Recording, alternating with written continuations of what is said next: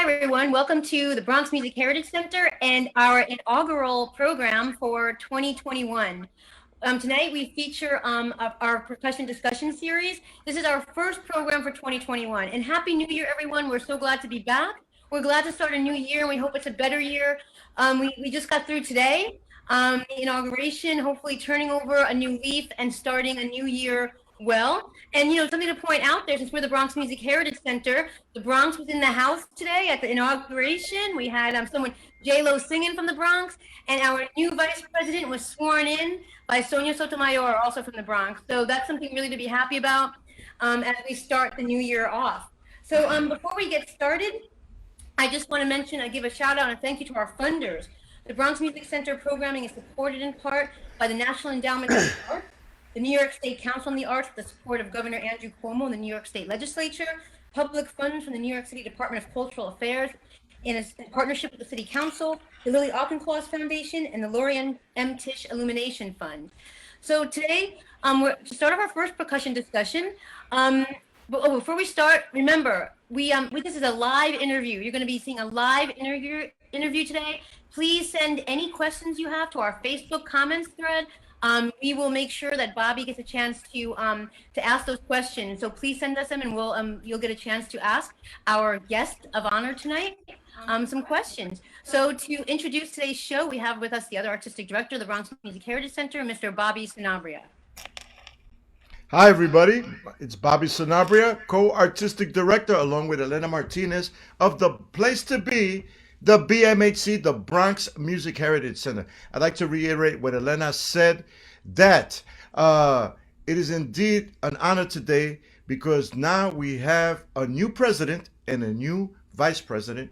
So congratulations to POTUS 46, Joseph Biden, and our vice president, Kamala Harris. Man, congratulations. And to reiterate, congratulations to Justice Sonia Sotomayor of the Supreme Court for representing all of us as Latinos, and the great Jennifer Lopez, two daughters of the Bronx. And today we have a son of the Bronx along with me, an SOB, the great Sammy Figueroa. Just to tell you a little bit about Sammy, he's on literally hundreds of recordings that you've heard over the last 30 to 40 years, from artists like the great David Bowie, the Average White Band, the great legendary Miles Davis, and many, many more. And we're going to explore his fascinating career. So please welcome right now to Percussion Discussion, Maestro Sammy Figueroa. Thank you. Thank you, Bobby. Thank you for having me. I'm really, really honored to be here with you. Listen, I'm a big fan of yours anyway, so that just to start off, you have been a great influence on many people, and especially me, and all your records from the beginning. And that West Side Story that you did is unbelievable. And as a matter of fact, when I heard that, I said, that's the way West Side Story should have been from the beginning, right? Because it really delineates what our sound in the Bronx and the Latinos are, and because it was done by Leonard Bernstein, who's a master, but West Side Story should have been the other way around. This should have been in that period. And so I kudos to you for such a magnificent job, and thank you for having me here on the show, especially a day like today that is the inauguration of a president and a vice president who truly believe in empathy, which is the opposite of what happened before. So, Indeed, and also believes in the arts. So I'm really looking forward to who knows, Sammy, we might even be playing soon at the White House. Who knows? yeah, There hasn't been any art, music, anything in the White House. So we're so happy. But let's start at the beginning with you, as I always do on Percussion Discussion. What is your exact date of birth, and where were you born? I was born in Southern Boulevard in the Bronx in 1948. Uh, those were the years of the Bronx. It was pre-rap. We had gangs in those days. The Fordham Baldies, the Mau Mau's, this guy, and every district had their own gang. So rap wasn't around when I was living there. So yeah, I was born in the Bronx in 1948, South Bronx, Wow. Do you remember the hospital you were born in? Lincoln Hospital. Oh, Wow. yes, Lincoln Hospital. Fantastic. Well, many of us have. I was personally born in St. Francis Hospital, but Lincoln Hospital holds a hallowed place Yes. for Bronxites, especially in the South Bronx. Now, when you were growing up in the South Bronx, at that time, 1948, were there people playing rumba in the parks like when I was growing up? Were there? Did you see anybody in the South Bronx at the time playing congas on street corners, etc.? You know, Bobby, I didn't because at the where I lived, there was a very Jewish area. So I saw a lot of bar mitzvahs and stuff like that more than I heard.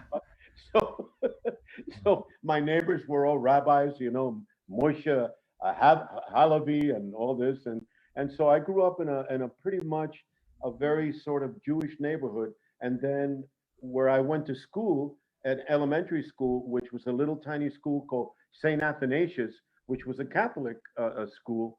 Uh, it was pretty predominantly uh, very white and very Latino. So growing up, I didn't hear that much of rumba. The rumba that I heard was actually in my own house, listening to records, you know, and listening to that, you know, which was kind of a dichotomy because, you know, people say, well, you lived in the Bronx. There was a lot of rumba around me, but unfortunately, there wasn't. There was a lot of handball and stickball, you know, you know that I saw every single day, and and then there were those moments of these gangs fighting other gangs for the district, you know, who owned who and what. And so my mother made sure that that there was no danger and harm to me, right? So what she did when I was about 10 years old, you know, she sent me to Puerto Rico with my grandparents, you know, because she didn't want anything to happen to me. She was afraid for my life, you know. And so she sent my grandmother to pick me up, you know, in Puerto Rico.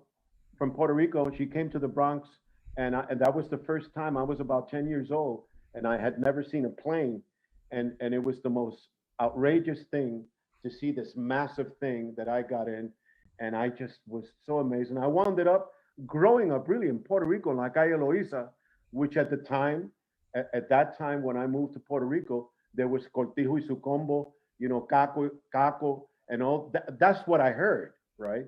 Cortijo, Caco, y My Rivera, you know, those are the bands that I heard.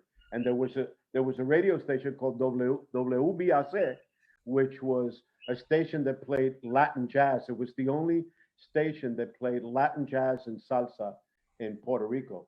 So I grew up like that and those momentums. My father had already passed away, so I didn't get a chance to meet him. And but I heard a lot of stories about him. Charlie Figueroa, who was a singer, and my aunt was a singer. So here I am going to Puerto Rico, Calle Loiza, uh, finding out my father's roots and stuff like that, and stories have been told to me by people like Tito Rodriguez, who he was a real big friend. He was an amazing friend of Tito Rodriguez. So Tito told me stories about my father that I didn't know. That Wow. that he was a humorist. He had a name for everybody. Cabeza de aguacate. He would call anybody a name. And then he also told me that he went to New York to seek fame and fortune, like a lot of artists do. And so that's how I knew my father's roots. Now, when you came back to Puerto Rico, did you get any pushback or anything like that? Like usually it's the other way around. People are coming from Puerto Rico to New York, but you're different. You were born in New York and go back to Puerto Rico. Did anybody call you New Yorican or make fun of you or anything like that, or they just embraced you right away that you would, I was living with my grandparents, who were the parents of my father, and because my father died, I was the image of my father, right? I at least they had their grandson, right? And I never had that. My grandfather was a black architect, and being black and being an architect, in those years was not very easy, right? And so my grandfather built the first post office in La Calle Loiza, right? He built that first post office. And then he started building La Calle Loiza, like different properties around there. He was a very educated guy, and he sort of took me under his wing, and he told me, uh, if you love music like your father did, I will embrace that and I will support you, which is something a lot of parents don't do. So no, Bobby, I never had, thank God, I never had that negativity never came to my being. I remember the La Calle Loiza was predominantly black in those days, and it was Africans that came there 100 years before, right? They settled in La Calle Loiza and they built their lives there. So my grandfather was like a second generation African guy, third generation probably, you know. Now, when you got there, were you fluent in Spanish from speaking already in the home? I learned Spanish, just that's all we spoke at home when I was a kid. So when you were there, was the transition easy for you, like, or did you have to bone up on your Spanish right away? Well, when I was in the Bronx, I spoke Spanish all the time, right? Mhm. Because my mother was Puerto Rican, right? So and my mother spoke to me pure Spanish, right? So I had a good ear for learning languages, and because of the music ability that I didn't even know I had, because I was too young. But no, I learned it right away. And when I went to Puerto Rico, my grandmother and grandfather spoke pure English, and I never knew how and why, but they were very educated people and they spoke English. So the only what I heard in my house in Puerto Rico was Spanish mixed with English, and that was actually a pretty cool thing. I thought that everybody was like that, but I guess not. So Right, right. yeah, so for me it was easy because of the ability of my grandparents having that facility. Now, for the people that don't know anything about Puerto Rico, tell us where Calle Luisa is located. Where specifically? Well, Calle Loiza is in Santurce, basically. It's a district of Santurce, which is close, it's in between Isla Verde, El Condado, and then you got Santurce. Then you got Calle Tapia that separates all that within one north and south. You can walk from El Condado to La Calle Loiza if you keep on going straight. You're going to wind up in La Calle Loiza, and then after Calle Loiza comes Isla Verde. So you got Calle Loiza situated right there. Uh, uh, you So it's know, very close to San Juan then. it, Yeah. it's I would say yeah, it's not a walking distance, of course not, but it's pretty close. I would say that La Calle Loiza is more closer to Isla Verde. Okay. Yeah. Now, were you uh, playing percussion at the time, or you were just listening and falling in love with music at the time? I mean, No, what? no, I didn't play at all. I didn't play any instrument. As a matter of fact, I was at that tender age. I was just listening to music, and I didn't really. My grandfather put me in a music school, Escuela Luchetti, which sat right on the border of the Condado and La Calle Loiza. It's a little school for young kids, kids. And she put me in that school, and I was playing trumpet. I wasn't even doing anything. I was learning how to play trumpet, and Wow. and I carried my little trumpet with me every day to school, and I got bored very quick. You know, it wasn't until a neighbor of mine was playing congas, right? I was about 14 years old by then, and I said, "Hey, can you show me what you're doing?" And Bobby, he said right to my face, "No." And I said, "But why?" He says, "I can't teach you these secrets." That's what he told me. And I said, "Oh God, I mean, really?" So I found it, and then I asked another guy that lived 2 blocks from me, like Calle Colchado, "Hey man, could you teach me the basics?" And he goes, "No."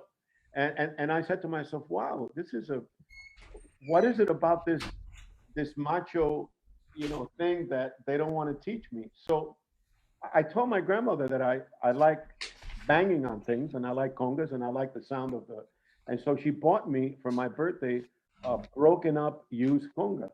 It wasn't that great, but I started sort of listening to the records and putting my hands on them the way that I only knew how to do it on my own way. I know that it was wrong, but I started developing practicing every day, which nobody told me to do, 4, 5, and 6 hours a day, putting my hands on the conga, and started developing something. What I thought it was. But what I did, Bobby, is I was a singer. I was singing when I was about 16 in hotels and little lounges. I was But singing. before that, so the local people that you knew that played wouldn't teach you.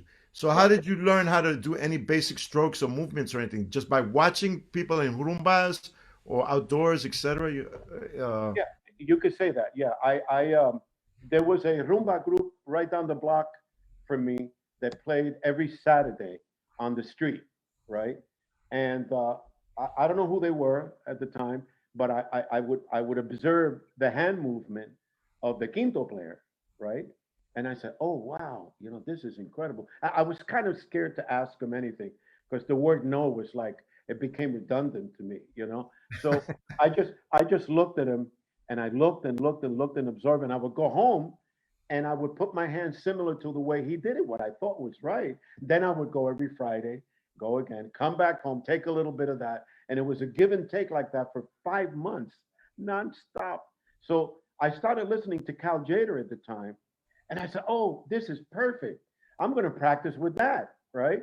And I started, and after a while, Bobby, one day after the seventh time I was practicing, it sounded very similar than what Mongo was doing on the basic pattern. And so that started developing into a sort of a formal rhythm.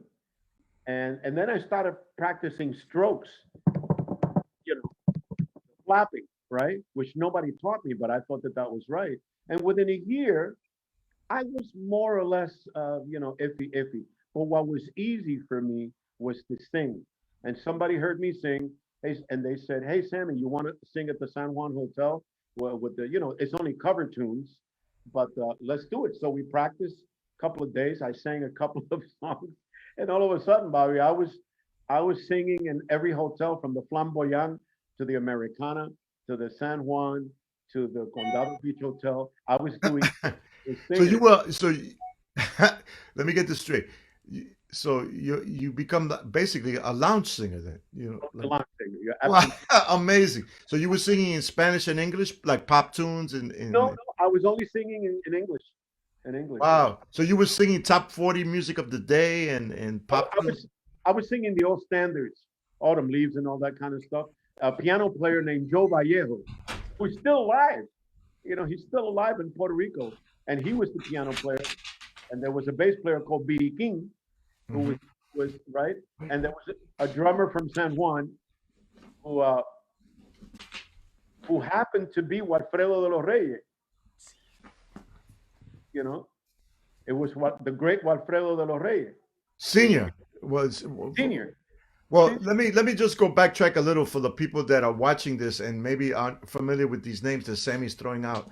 Cal Jader was a very famous vibes player that was originally from St. Louis, Missouri, and his parents were vaudevillians, migrated to the West Coast to the San Francisco Bay Area, and he became later on famous first as a drummer and then as a vibes player, and he was very famous because he had a small Latin jazz, Afro-Cuban jazz combo that featured Mongo Santa Maria on congas and the great Willie Bobo. Mongo was from Cuba, virtuosic conga player who I got to play with later on in life, and the great Willie Bobo, William Correa, who was on drums and timbales, was from Spanish Harlem, El Barrio in New York City, and he was Afro Puerto Riqueño.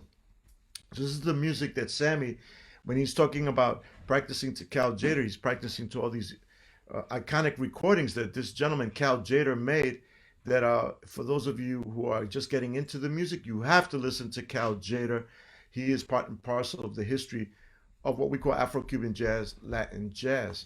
So Sammy's like practicing to these recordings, but then so they heard you, some local musicians, this gentleman that you mentioned heard you singing and offered you some work in the Yeah. hotel scene in Puerto Rico, Mhm. singing standards like Autumn Leaves and Night and Day and things like Right, that. right, right. Now I've I've never really heard you sing on a gig, Sammy, but I have heard you sing just goofing around backstage and everything. Sammy has a very beautiful voice, and I remember once Sammy has a great sense of humor as well.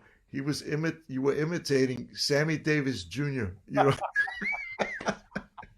and I'm gonna put you on. I'm gonna put you on the spot right now. I'm gonna ask you to do two things, and if you don't want to do it, I understand. Sing a little bit of any song that of from the time period that you're talking about, like something like Autumn Leaves or Night and Day, so people could hear you singing. What you used to do, Oh, what? Uh, or any song that you want to sing. oh God, that was so long ago. I can't even remember a song that I sang. Uh, oh, I can't remember, Bobby. That's a hard one for me because when you don't sing for that period of a time, all my life, it's like your brain is completely blank. It's like a Well, muscle. sing Happy Birthday, like Sammy Davis Jr. I can sing a rainbow. That's enough, man. I mean, but Well, the hotel scene became my money, how I made a little bit of money to buy some underwears. And so I would never tell anybody that I play congas or percussion because in reality I hadn't been established to do that. The way that happened was that Perico Ortiz was playing in a hotel, right? Luis Perico Ortiz, Luis Perico. very famous Puerto Rican composer, arranger, trumpeter, who I've been lucky to have worked and recorded with him. Genius level musician. So you were working with Perico, or Well, he saw you, or she saw you. no, I wasn't working with him yet. I was singing with an Argentinian guy named Chano Scotti, who was very famous in those years in Puerto Rico. He was an Argentine guy, but Perico uh, was playing. He played right after us. We opened for him, right? So I stayed backstage, and I saw. That's how I met Luis Perico Ortiz, and he was a sweetheart. A very humble, a gentleman, a true gentleman. And I went to the congas just kidding around, and I started playing. And he looked at me and he goes, "Man, you play, huh?" He goes, "No, no, I'm just, He says, "No, what I see is you have an amazing ability. You got chops and stuff like that." He said, "You want to sit in?" I said, "Man, I really don't want to do that." And he goes, "Please, look, it'll be easy. Just sit down and play, right?" So I sat in with Perico and I played a cha cha cha, which was the easiest thing that you could do because it's just one beat mambo. You just play straight ahead, no breaks. And after the gig, he said, "Hey, Sammy, I know you're singing with that guy, but I'm forming a new band after this, and maybe you can sing and play." And so I said, "Okay, okay." So he formed a band that was kind of more commercial, more Latin jazzy, like stuff like that. And we practiced for about a month, and I joined his band as a conguero, and that was actually my first gig as a conguero in my life. So it was. How old were you at the time? I think I was about 18 by then. 18 Wow. years So old. you're working with Luis Perico Ortiz. Now, the gigs you were doing, was this like it wasn't like the salsa band that he became known for No, later on. It was more like a combo, right? it Like was like a combo. You're absolutely right. a And small we group. did and we did gigs in the hotels with that combo, right? And then in one of those gigs, Bobby Valentin heard me sing, The and great bass player, yeah. yeah, and Bobby came up to me and said, "Hey, Sammy, I'm forming a band. I don't know, everybody was forming a band." And I said, "And I need you as a vocalist." And I said, "I'll be honored. Okay." So I'm practicing with Bobby Valentin. Then I became his singer of his combo, right? And Wow. and we were singing like basically more R&B stuff, more pop stuff. And Bobby loved R&B with the Latin thing. So I was doing Perico and Bobby Valentin. I was going back and forth singing, but Perico was the one that gave me the first gig as a conguero. That's how I started. Amazing. That's something I never knew about you, and I'm sure a lot of people that know you from the scene don't know about you. So that's pretty amazing. I mean, now do you still stay in touch with Bobby Valentin and Luis Perico Ortiz at all? I haven't spoken to Perico in a long time, but a couple of friends of mine told him they saw me, and he got all excited. So I'm sure we're going to start talking any moment because we have so many stories. And by the way, Perico is, you talk about sense of humor. Perico is amazing. I mean, he is hilarious.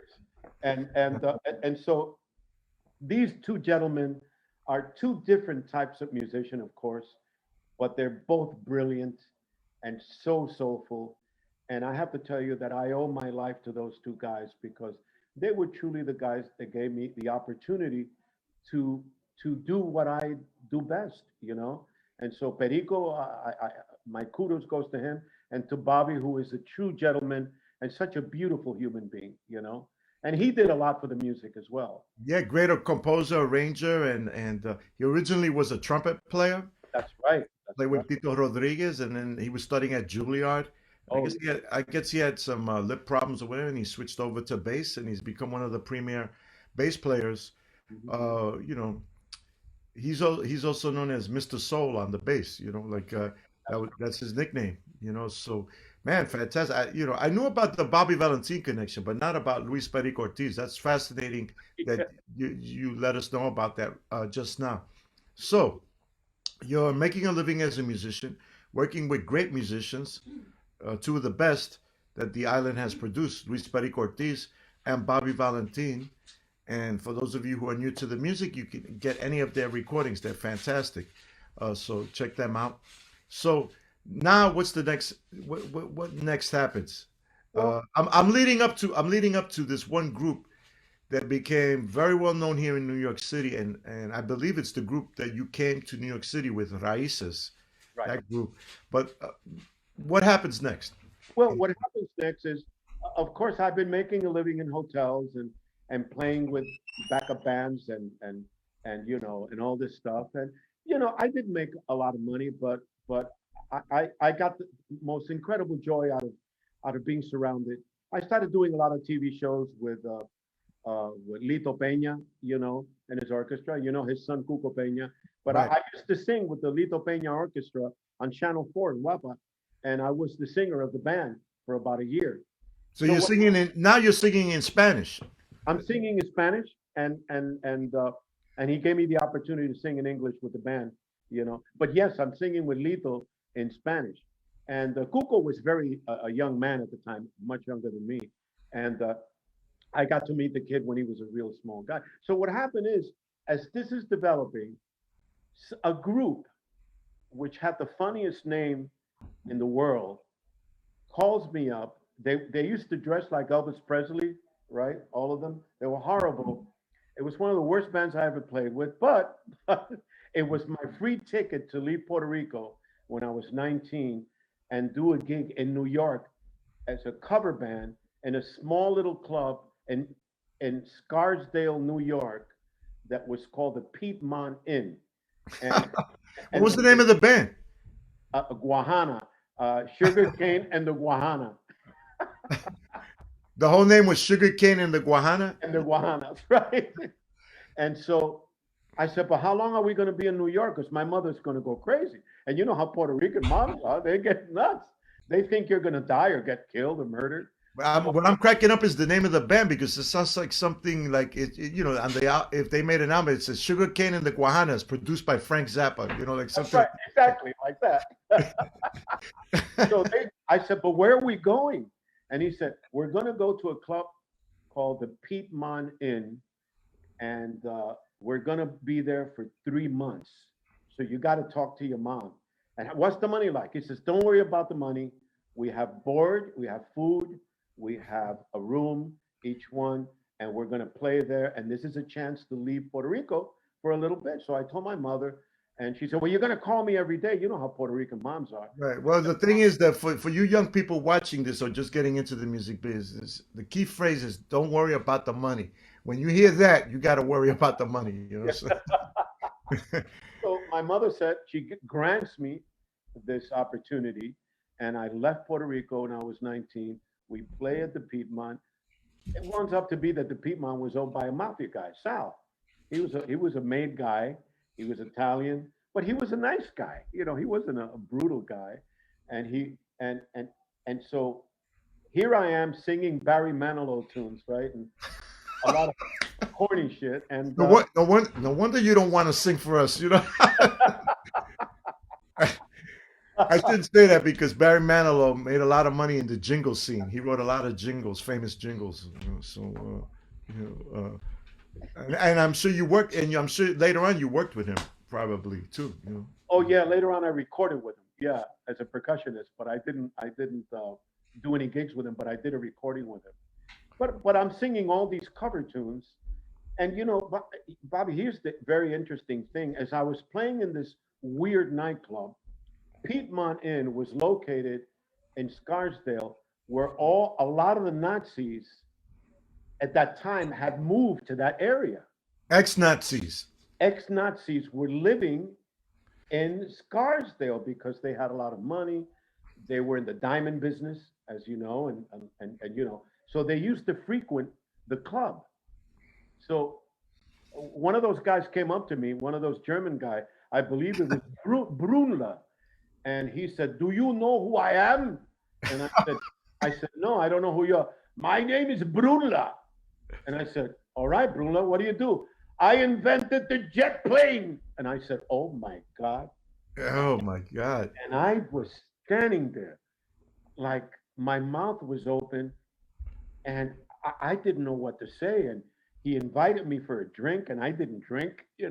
And I'm talking to this guy for about a half an hour, and he's telling me incidents that happened in Journey in the early 30s, right, and 40s, and stuff like that. That for a kid my age, I was completely shocked, right?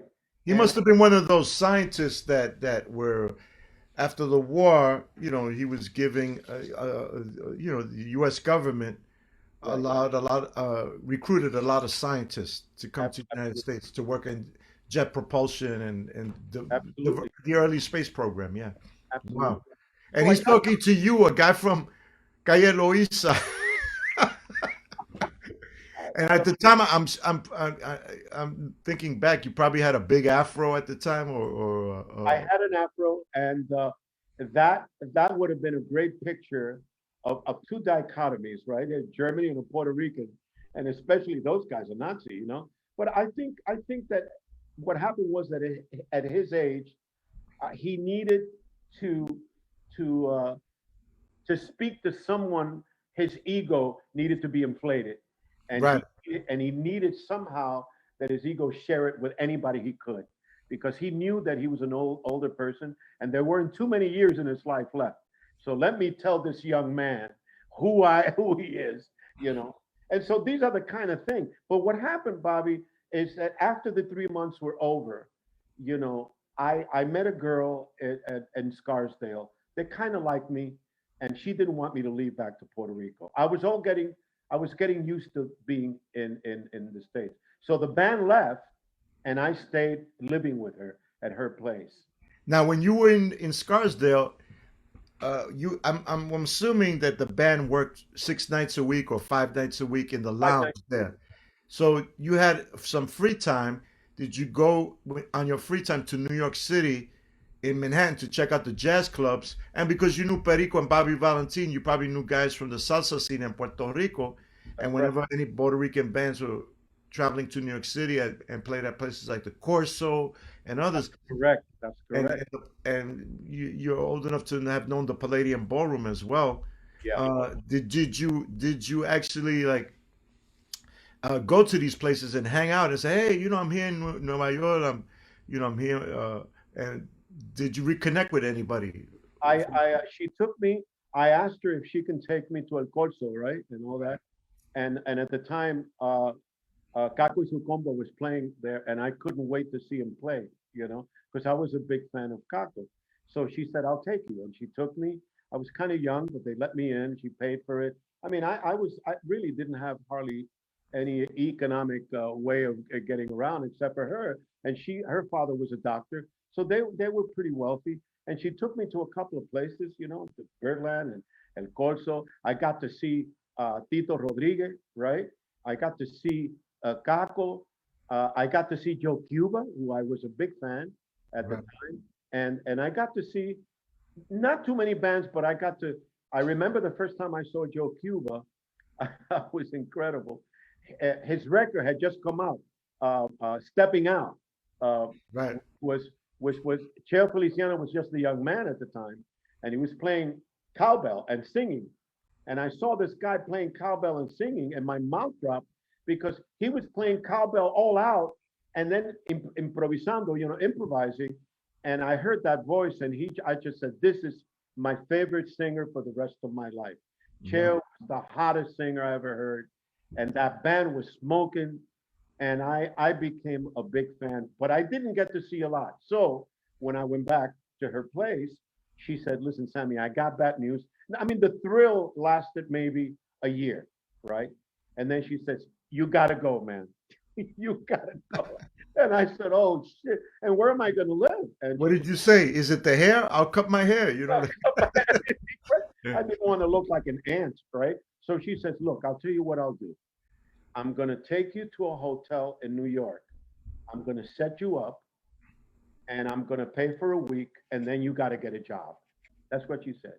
So I went to 34th Street and 6th Avenue, and there was a building called the McAlpin building at the time, and it was a really one of the worst hotels in history. It was all pimps and hookers, right?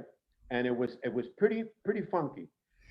The rent was 135 a week, right? $125 a week to live in a room. And so I got a room there A week or a month? a week.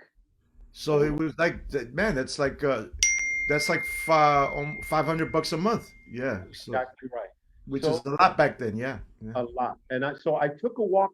I took a walk from 34th Street to Rockefeller Center, which wasn't that far. And there was a store there named Sam Goody's.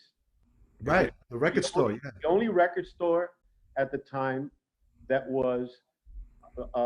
was pre-Tower Records and all that stuff. It was a huge store, and I went in there and I talked to the manager and I said, "Are you the manager?" He goes, "Yes."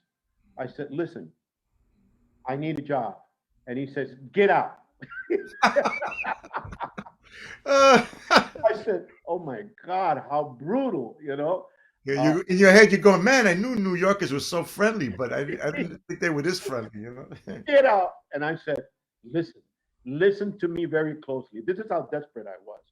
I said, "I'm an expert," because I was a record collector and I knew a lot about liner notes, Leonard Feather and all those guys who used to write. I said, "You got to hire me. I'm important. I'm important to you and this store." That's what I said. I never forget Right. that. He said, "Why are you important?" "Because I'm an expert in jazz." "Oh, so let's see how good you are." He was a real mean guy. So he takes me to his office and he plays a tune. He says, "If you name this record and maybe two more, you're hired." Okay, I swear to God. And he said, he plays me this tune. I said, "Okay." That was Elmo Hope, 1947. Blue Note Records. Wow. Another Elmo Hope, another Elmo Bronxite. Hope. Another Bronxite. Yeah. And he goes, "Jesus, how do you know that shit?" Or said, "I got another one for you." And he played me a tune. And I said, "Horace Parlan, Wow. 1959, Blue Note Records." And he said, "Jesus Christ." He says, "All right, all right, all right, you're hired." So he reaches in his pocket and he gives me a $10 bill and he says, "Go to the corner and buy a tie and come back." They sold ties. So I went over there, I put the tie on, and he put a little vest on me that said Sam Goodies. And he says, "All right, somebody train Sammy and in the record section and blah blah blah. And then you're going to be training for 3 days, and you start to work in 3 days." Well, Bobby, I worked there for 3 years, right? Wow. And they paid me 145 a week. So my hotel was 125. So that the money that I had left was to eat. That's it. And I did this over and over and over and over again. And Bobby, it came psychologically to a point where my spirit said, if this is what you're going to be, a record seller, be the best in the world. Because if that's all you have, be happy. Now, And when you were in the hotel, did you have your congas there and everything? Your I percussion? had I had two congas with no cases. What kind of congas were they? Just They curious. they were LP, the first LPs, right? They were fiberglass, you know, and they were the old Patato model, right? and they were gray, and I had them in my room. Now, Bobby, I lived in that room with a rat the size of a Buick. Okay, it was under my bed, and I complained about it, but they didn't care, so I had to live with this rat, right? And and because I was so scared at the time, I started talking to the rat and say, "Please let me live with you here and don't bite me." I said, Did you give the rat a name? I, his name was Herman.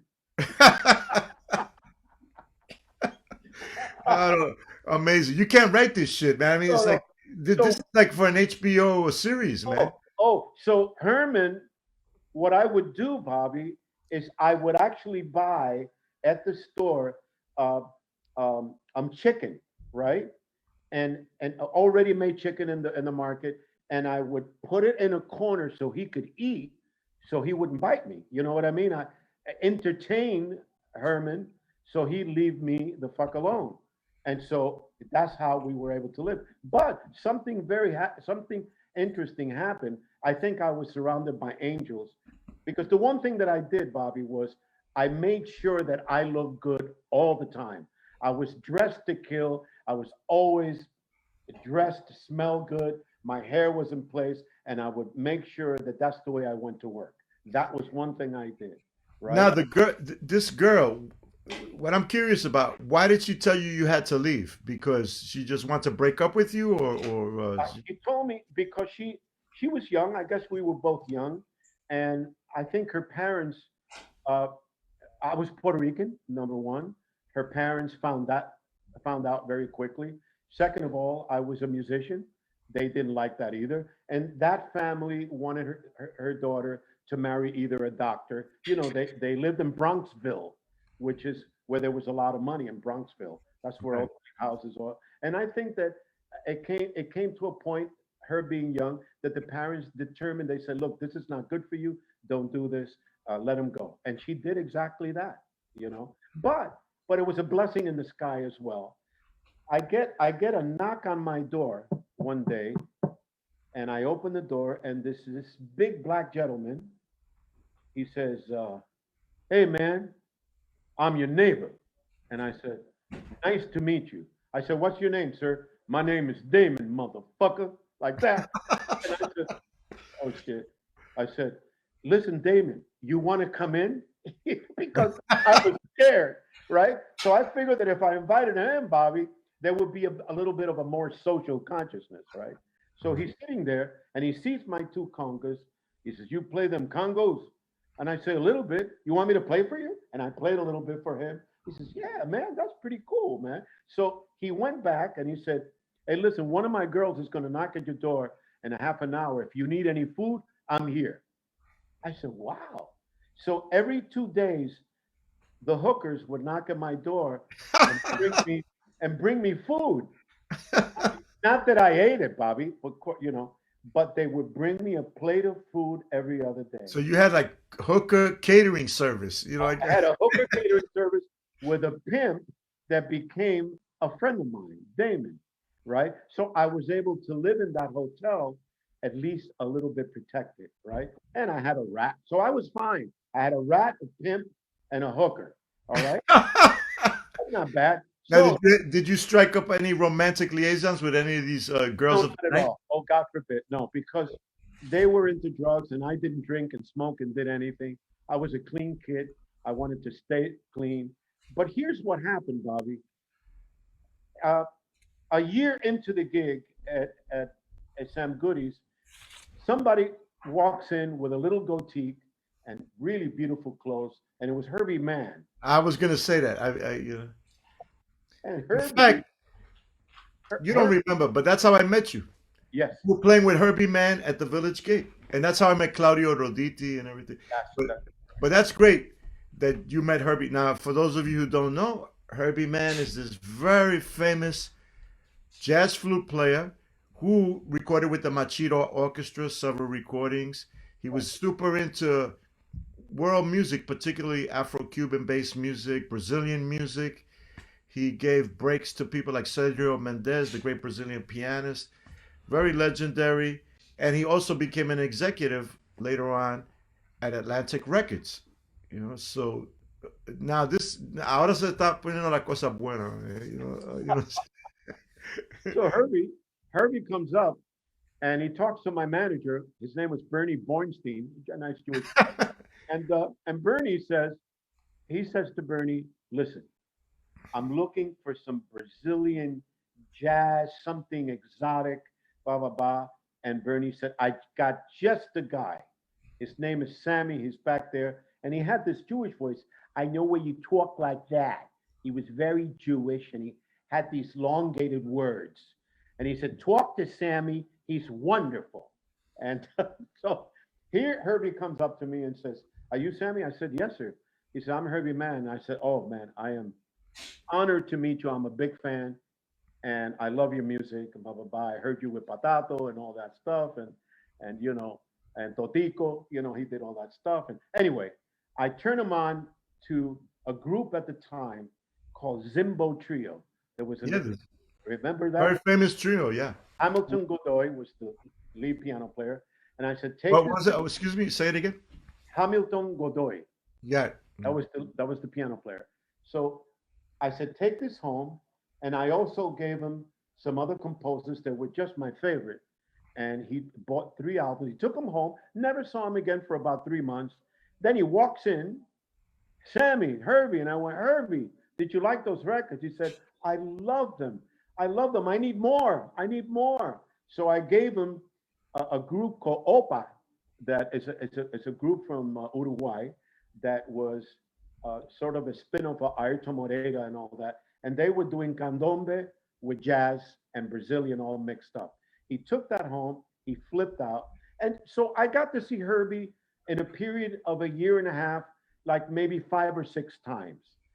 By the sixth time, he came over and invited me to dinner, and I was so like, I was struck by the fame and all that. And we Now, went. before you go on, you're working at the record store. Were you doing any gigs besides doing the record store? No, not at all. Not one gig. Not one gig. Those 3 years, you didn't do one gig at all. I didn't do one. Not one gig. It's pretty Wow. bad. All I did was practice in my room, right? With Herman was my audience, right? The rap. And anyway, he says, "Listen, I'm playing a Sweet Basil's. Remember Sweet Basil's?" And he says, "I said, who's playing?" And he said, "None of your business." Mm. Very Jewish, very New York, and the other. Okay, I'm sorry, Herbie. He goes, "Don't worry about that. Bring your congas and come at 8 o'clock, 7:30 to Sweet Basil's." And that day, Bobby, it was raining. So how did he know that you played? If you would just, like, No, because he asked me at dinner, "Do you play any instrument?" oh, I see, I see. He said, "I like you so much, but do you play? And even if you don't, you're still my friend, right? We'll always be friends. We'll always have music conversation." I said, "As a matter of fact, I do. I play some congas and stuff like that." He said, "Perfect, perfect. And how good are you?" I go, I don't know. I can't speak for myself. Did you tell him you sang as well? Did you I tell told him that I was a vocalist, and he said, "Well, I don't need a vocalist." Very brutal, very New York. I don't need a vocalist. I need a conga player. I said, "Okay." So come at 7:30 so I could set you up. And that day it was raining, so I was on the train with these two congas, and they were kind of wet. And I walked all the way to Sweet Basil with the two congas. I got there. Herbie received me like a father that he was, and he cleaned my drums. He was such a father. And he didn't let me carry the congas. He put them up in the front. And who do I see on drums? Steve Gadd. Wow. And I'm going, oh my! And that's when I started shaking, right? He had Steve Gadd and a bunch of other musicians that were monsters, right? And he put me in the front. The place was sold out, and they did Manteca, right? That was Manteca. Okay, Sammy, want to play Manteca? Just follow, and you're going to take a solo. I go, holy shit. And I haven't played in 3 years, so I'm playing. We're doing that thing, and then he points at me, and I take a solo, and it was the first time, Bobby, that I hear this grandioso applaud. It's an incredible sensation. What happens to your body, and what it does emotionally to you when that happens. And then he says after the solo, a new uh, a new percussionist, a young man you're going to be hearing, and he's going to be playing with me more often, Sammy Figueroa. And everybody got up and they blah blah and this and that. I Wow. played the whole night, and then after I played, Dad came up to me and gave me a kiss and a hug, and he said, "You and I are going to be working together, Sammy. I love you. You sound great. You play very simple, but it's exactly what we need for this band because we just want somebody to groove. We don't want somebody to go here, no there, no licks. We just want the groove." That's what he told me. And so Herbie looked at me and said, "Hey, you're going to Europe with me." I said, "What?" He said, "But I don't even have a passport." And he goes, "Don't worry, my wife will take care of that. Oh, and Herbie, by the way, I live with a rat." And he goes, "What?" "I have a rat named Herman that lives. Is he your pet?" I go, "No, he's my pet." And he goes, "You're fucking with me, right?" He goes, "No." So he came to the McAlpin to see it. And he said, "You really want to come?" He goes, "Okay." And he walks in the hotel and he goes, "Now, Sammy, this is truly a piece of shit. You live in these conditions." And and he walked up to my room and I pulled the bed out and he saw the hole. And he said, "You're really serious?" "Yeah, and you got to meet Damon, my friend, the pimp." He goes, Right, right. "A pimp?" I said, "Okay, that's it. Pack your shit." And he packed my little bag and I carried one conga and I went from there to Park Avenue, right, to his penthouse, which was about, I don't know, about 2,500 feet. And Right. there were 4 bedrooms and they were all empty because he lived with Connie. And he said, "This is your room. Stay here till you get your shit together and then you get your place." Right, right. Wow. And Now, I, was his Herbie had a son named Jeff. Was his son Jeff living there at that time? Oh. that is correct. So I got to meet him and wonderful. And I had my He, room. he became a fabulous musician. Wonderful. He was my student at the new school, and Jeff plays vibes and he plays drums, percussion. Right. I don't know And what he's doing now, but I'm sure he's doing well because he's such a good, great musician. So. a great human being. He's wonderful. So I lived there. And then all of a sudden, I'm going from Sam Goody's to a pimp hotel to the Montreux Jazz Festival, And living with Herbie Mann. playing with Herbie Mann, 1977. And I can't believe it. So Do you remember? Do you remember the rest of the people in the band at the time besides Steve Gadd? there was Steve Gadd. There was a bass player named Jeff Berlin, Right, another great player. played bass, right? There was a guitar player named Sonny Chirac and another one named Jeff Marinoff. And yeah, and it was Steve Gadd. Uh, yeah, that was the band and myself playing percussion. Wow. Just For heard me. those of you, who don't know, Steve Gadd is like his nickname is Steve God. I mean, Steve Gadd is the most recorded drummer in the last 30, 40 years. I mean, Right. he's just an amazing player and very, he's a hero to so many people. But that's amazing. So you're touring with Herbie Man. You're playing at the Montreux Jazz Festival in Switzerland, one of the biggest festivals in the world. I'm assuming at this time you've quit, Sam Goody's. Well, I'll tell you what happened.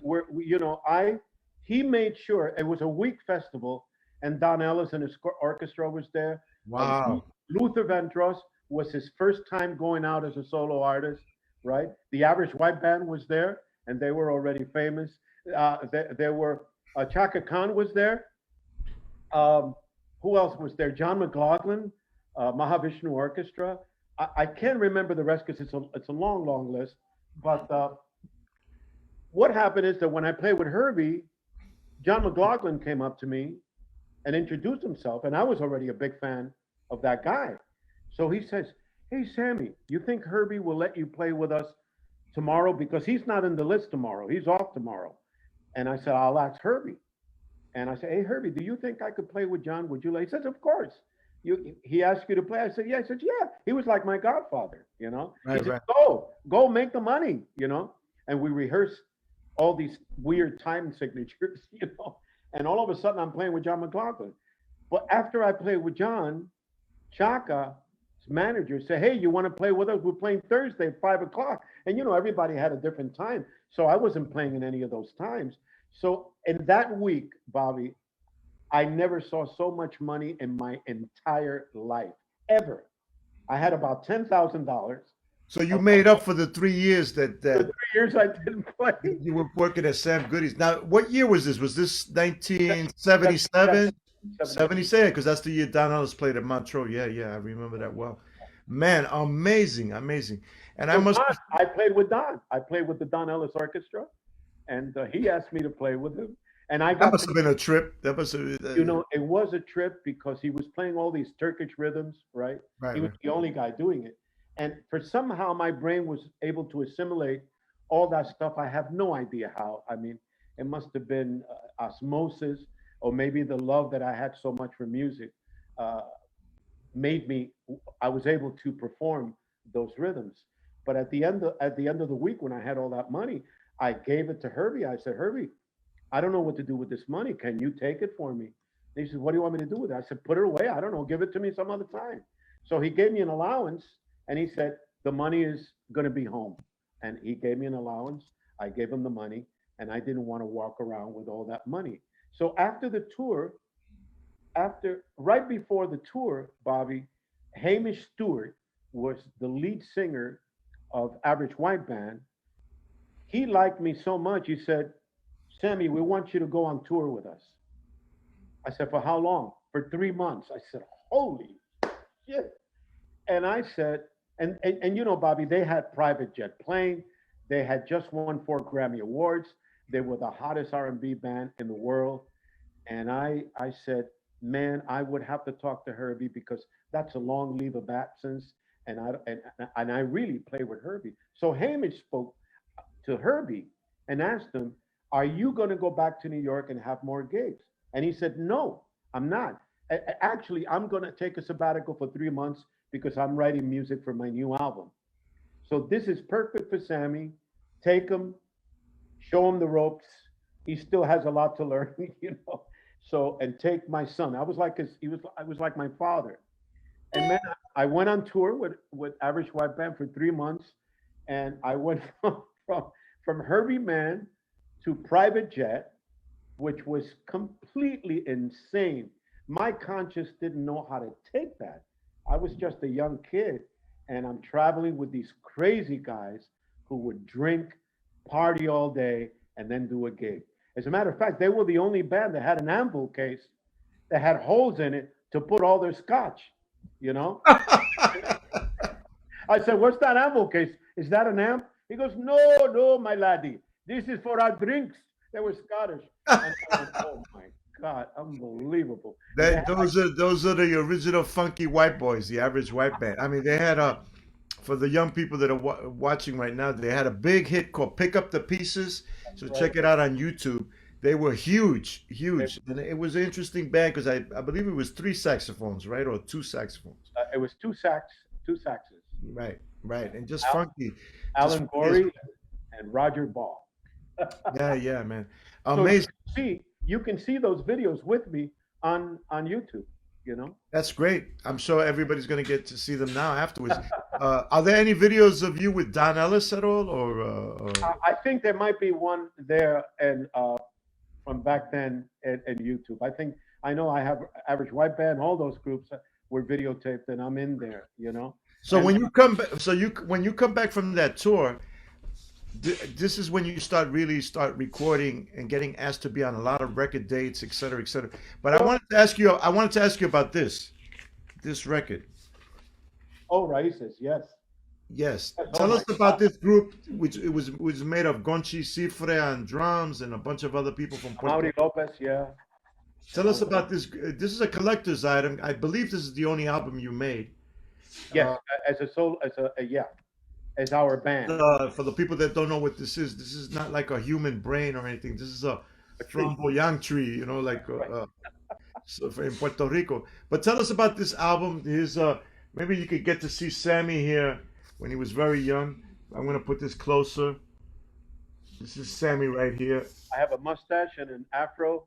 Right. This is Sammy right here. I look like a wild ant, and yeah, that's me. But this was for lack of a better term, this was a group, uh, a fusion group, a jazz rock group, but utilizing Afro-Brazilian, Afro-Cuban rhythms, Afro-Brazilian, Afro-Puerto Rican rhythms, Puerto etc. Rican Brazilian, right? Yeah. And this gentleman, who is who just passed away, Right, Rafi Cruz. Rafael Cruz, who's got an interesting background. His parents were Cuban, but he was From Dominican Republic. born in the Dominican Republic and then came here.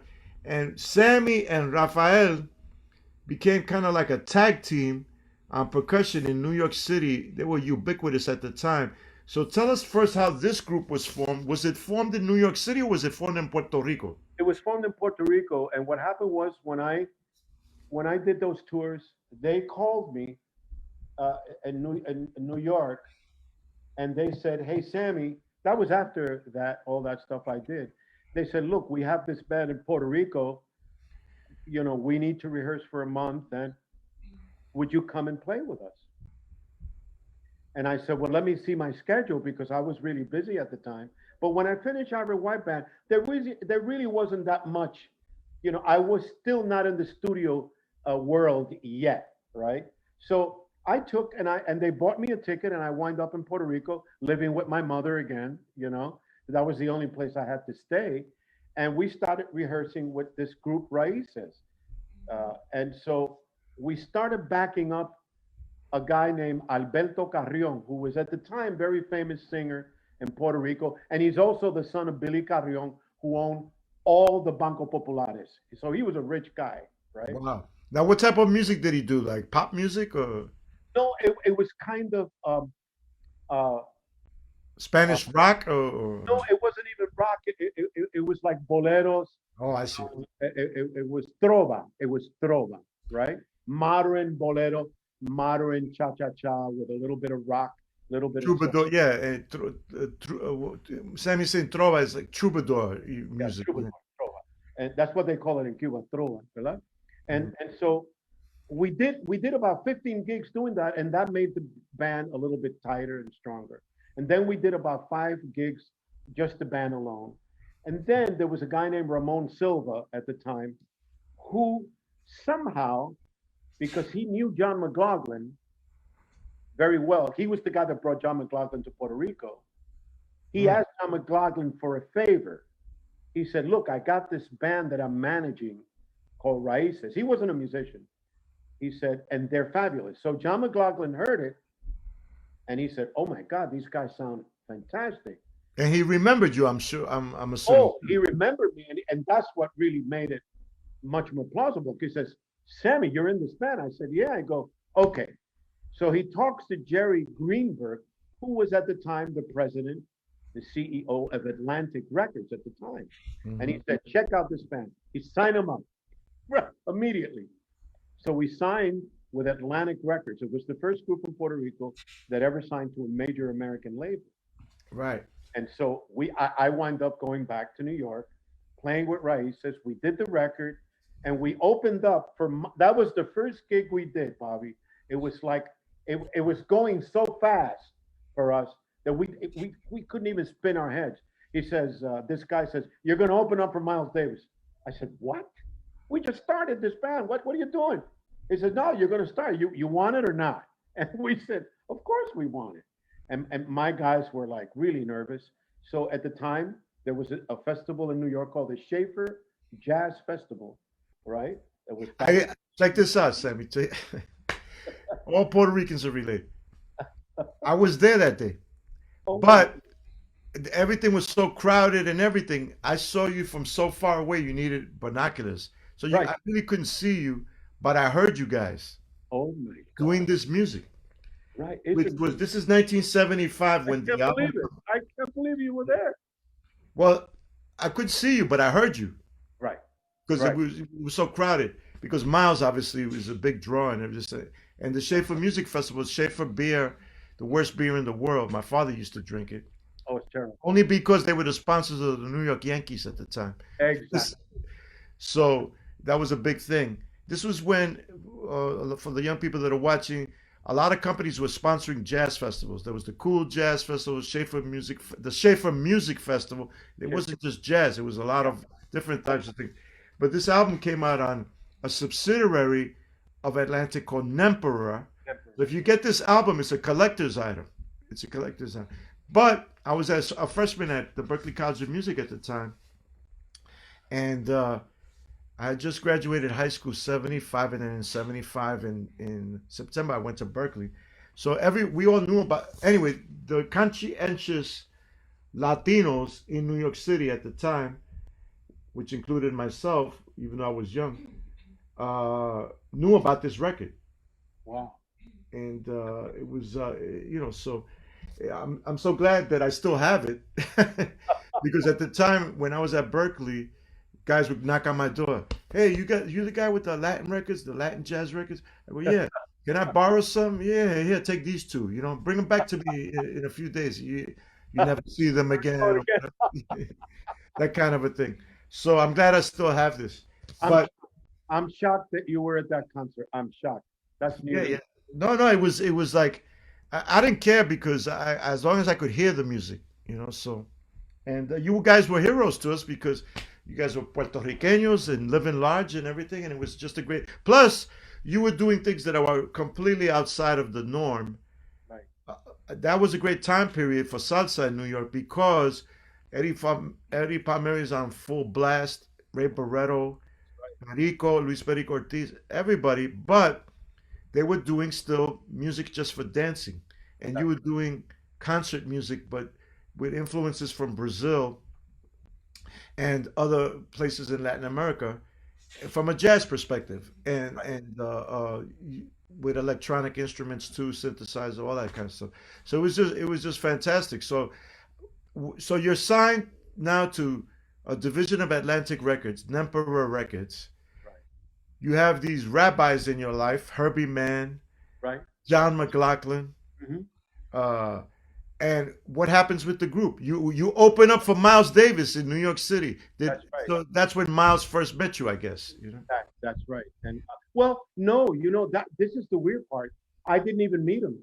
He just passed by me. Like Don Elias was the percussionist at the time, and Rest in peace, yeah.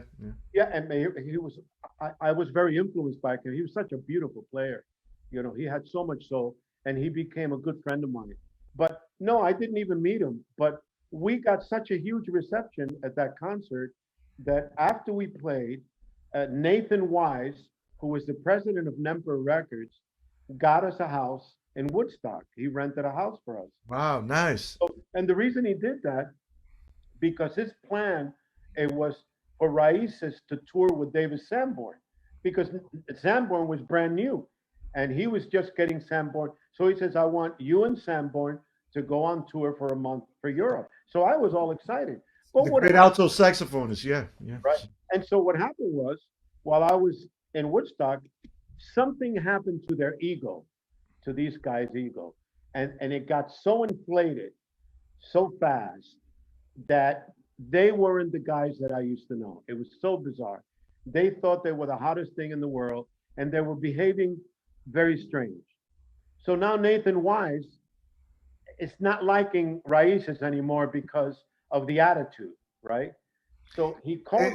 And when you mean attitude, what like all of us like they're ordering like room service and things They like that? were they were asking for things that couldn't be achieved, And I said to them, "Hey guys, please be humble.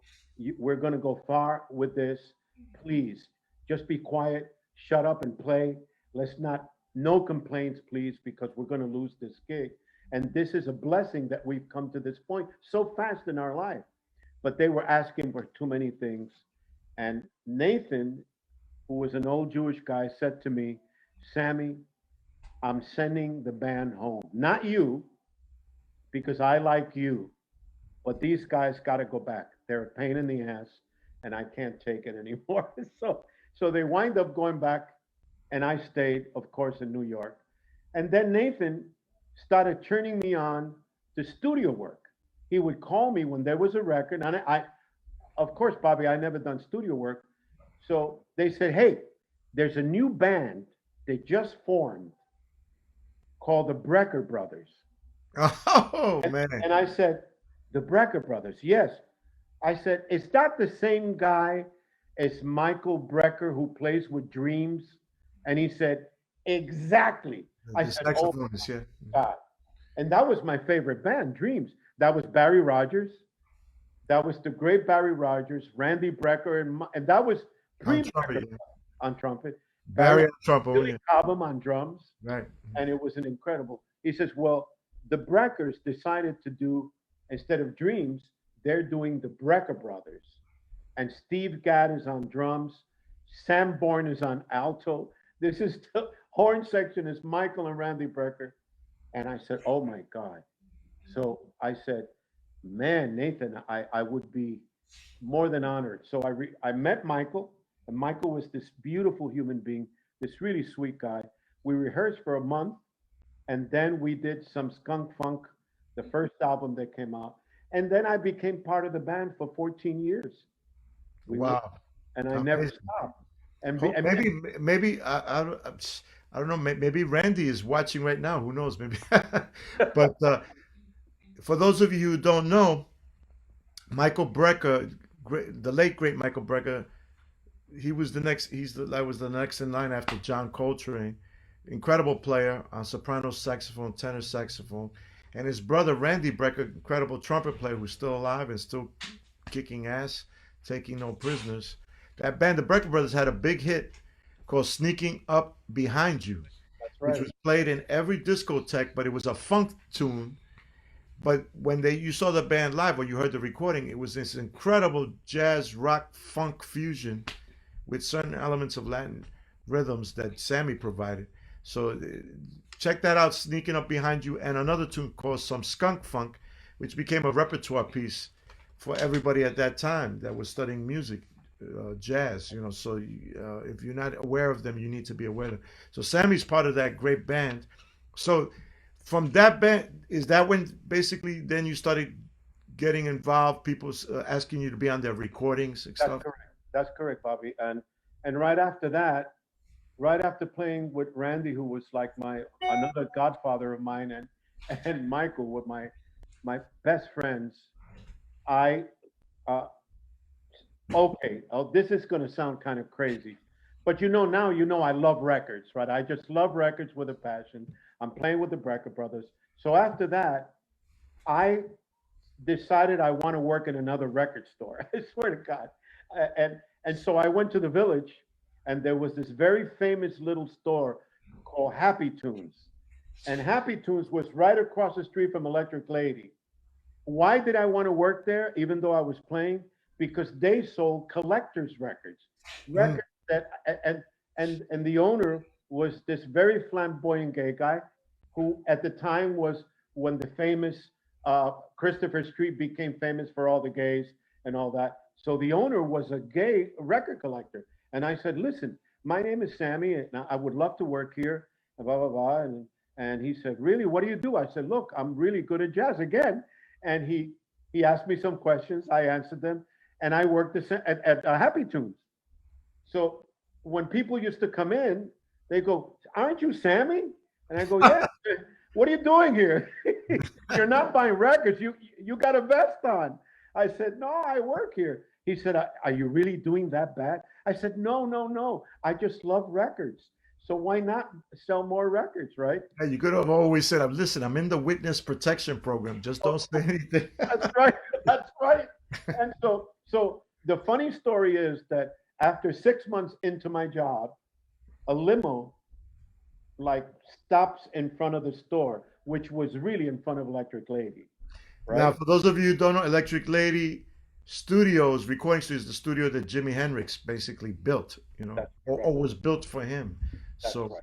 That's right. the So the limo guy pulls up. Mhm. pulls up, the door opens up, this white guy comes out, and he sees me, and he goes, "Sammy?"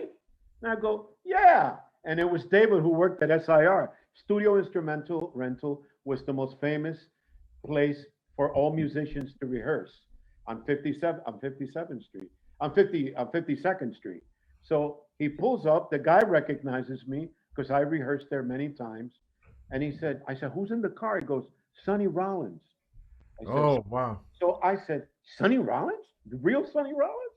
I said, yeah. So I'll talk to you later, Sammy. I'll see you later. So they go into Electric Lady, and maybe about a 40 minutes in, David comes back out and he comes to the store and he goes, hey, Sammy, listen, man, I don't know. I had angels by my side. He says, Sonny wants you to come downstairs and talk to him. I said, me? He goes, yeah, man, just take a break and come downstairs. So I said to my boss, Lenny, hey, Lenny, can I take a break? He goes, yeah, yeah, go. I went downstairs and I saw this painting of a guy riding a spaceship that goes from the stairway to the top all the way to the bottom, this mosaic that was massive. And they told me that Jimi Hendrix painted that whole thing. I said, Jimmy painted this? He said, Sammy, he was a great artist. This is his artwork. Plus, he So was into science fiction too. Yeah. he So. was into science fiction. So I go downstairs and there's Sonny. Oh, how are you? You have that voice like this. Hey, you're Sammy, right? I go, yeah, Sonny, I'm honored to meet you. He says, fuck the honor. I just want to talk to you. Fuck the honor. And I went, anyway. So I sat down with him and he goes, hey, you want to record with me? I said, I would be honored. How about now? And I said, I work upstairs. Well, tell them that you're recording with Sonny Rollins.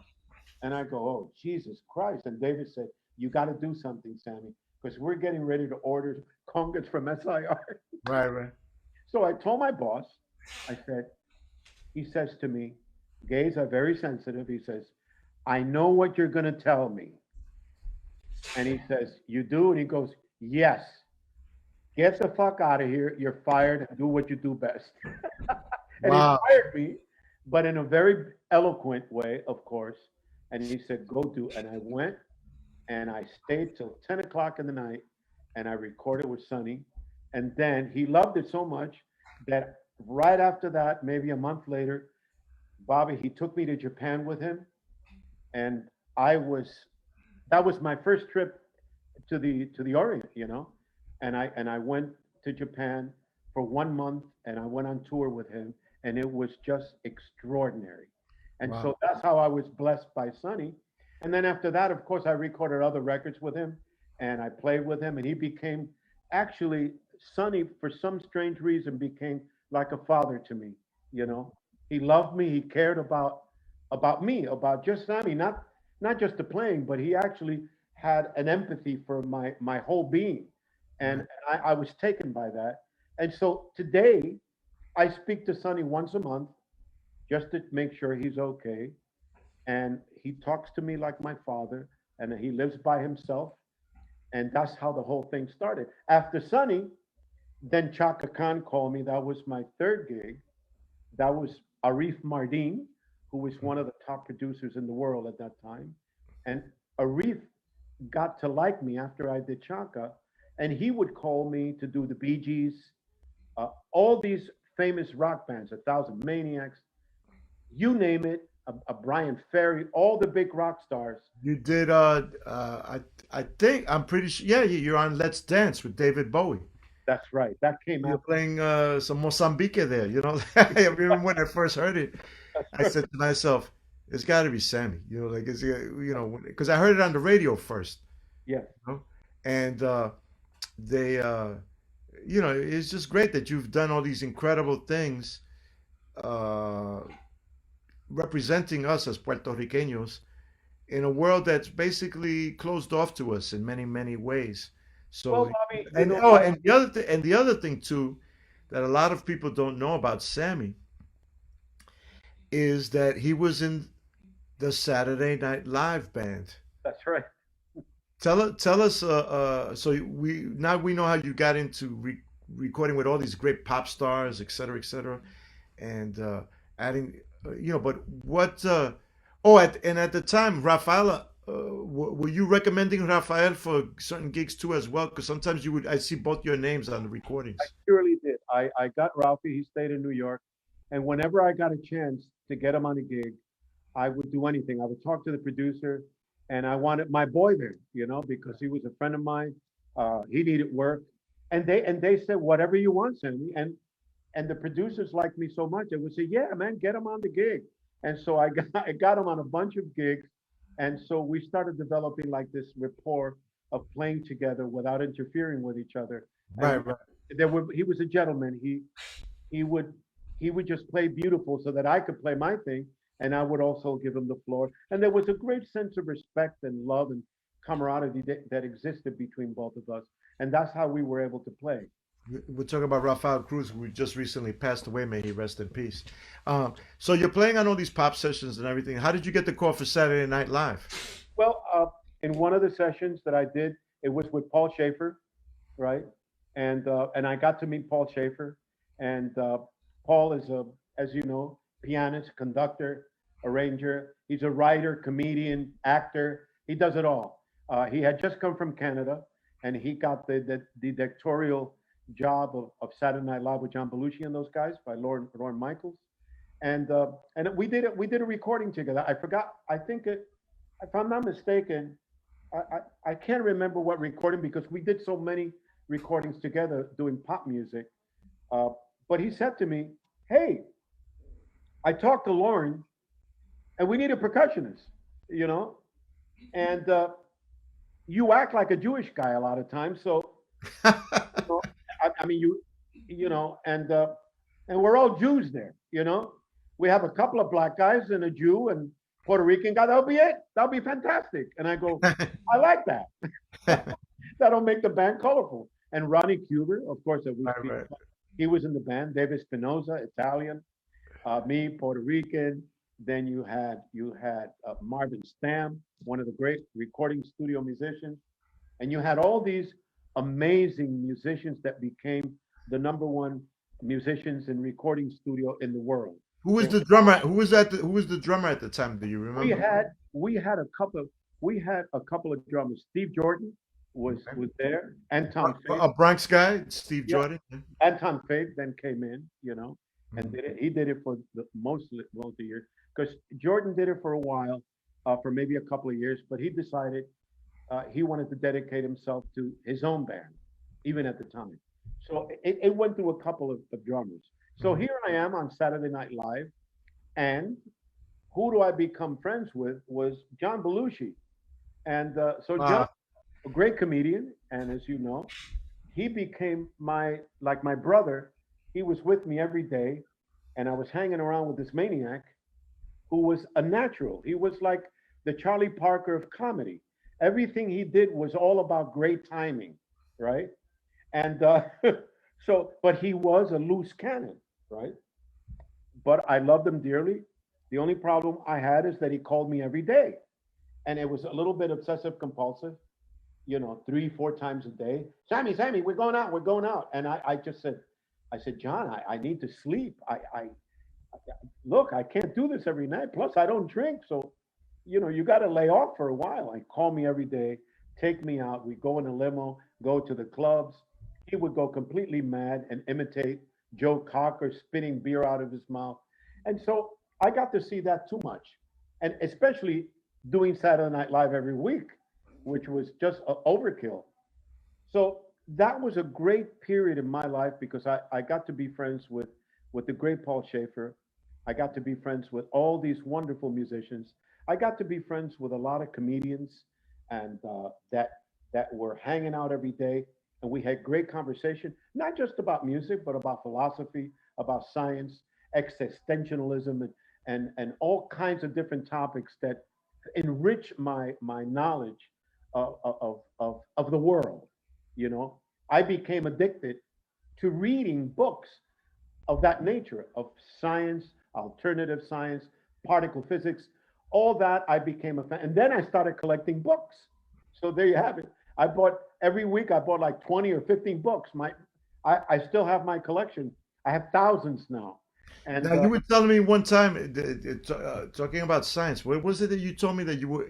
Did you actually study science at one time in yes, I college? did. Yes, I did. What did you major in college at I one time? studied physics, and I guess I studied physics because uh, I wanted to challenge myself to see if I was capable, and if I was. Where did you study? Where did you study? Well, I studied in New York. I studied in Puerto Rico, the University of Puerto Rico, because I went to the University of Puerto Rico when I was young, and I was studying science there, physics there, right? Because the University of Puerto Rico is so rich in knowledge, right? Not only in culture but in science. And my teacher was a German teacher named Mrs.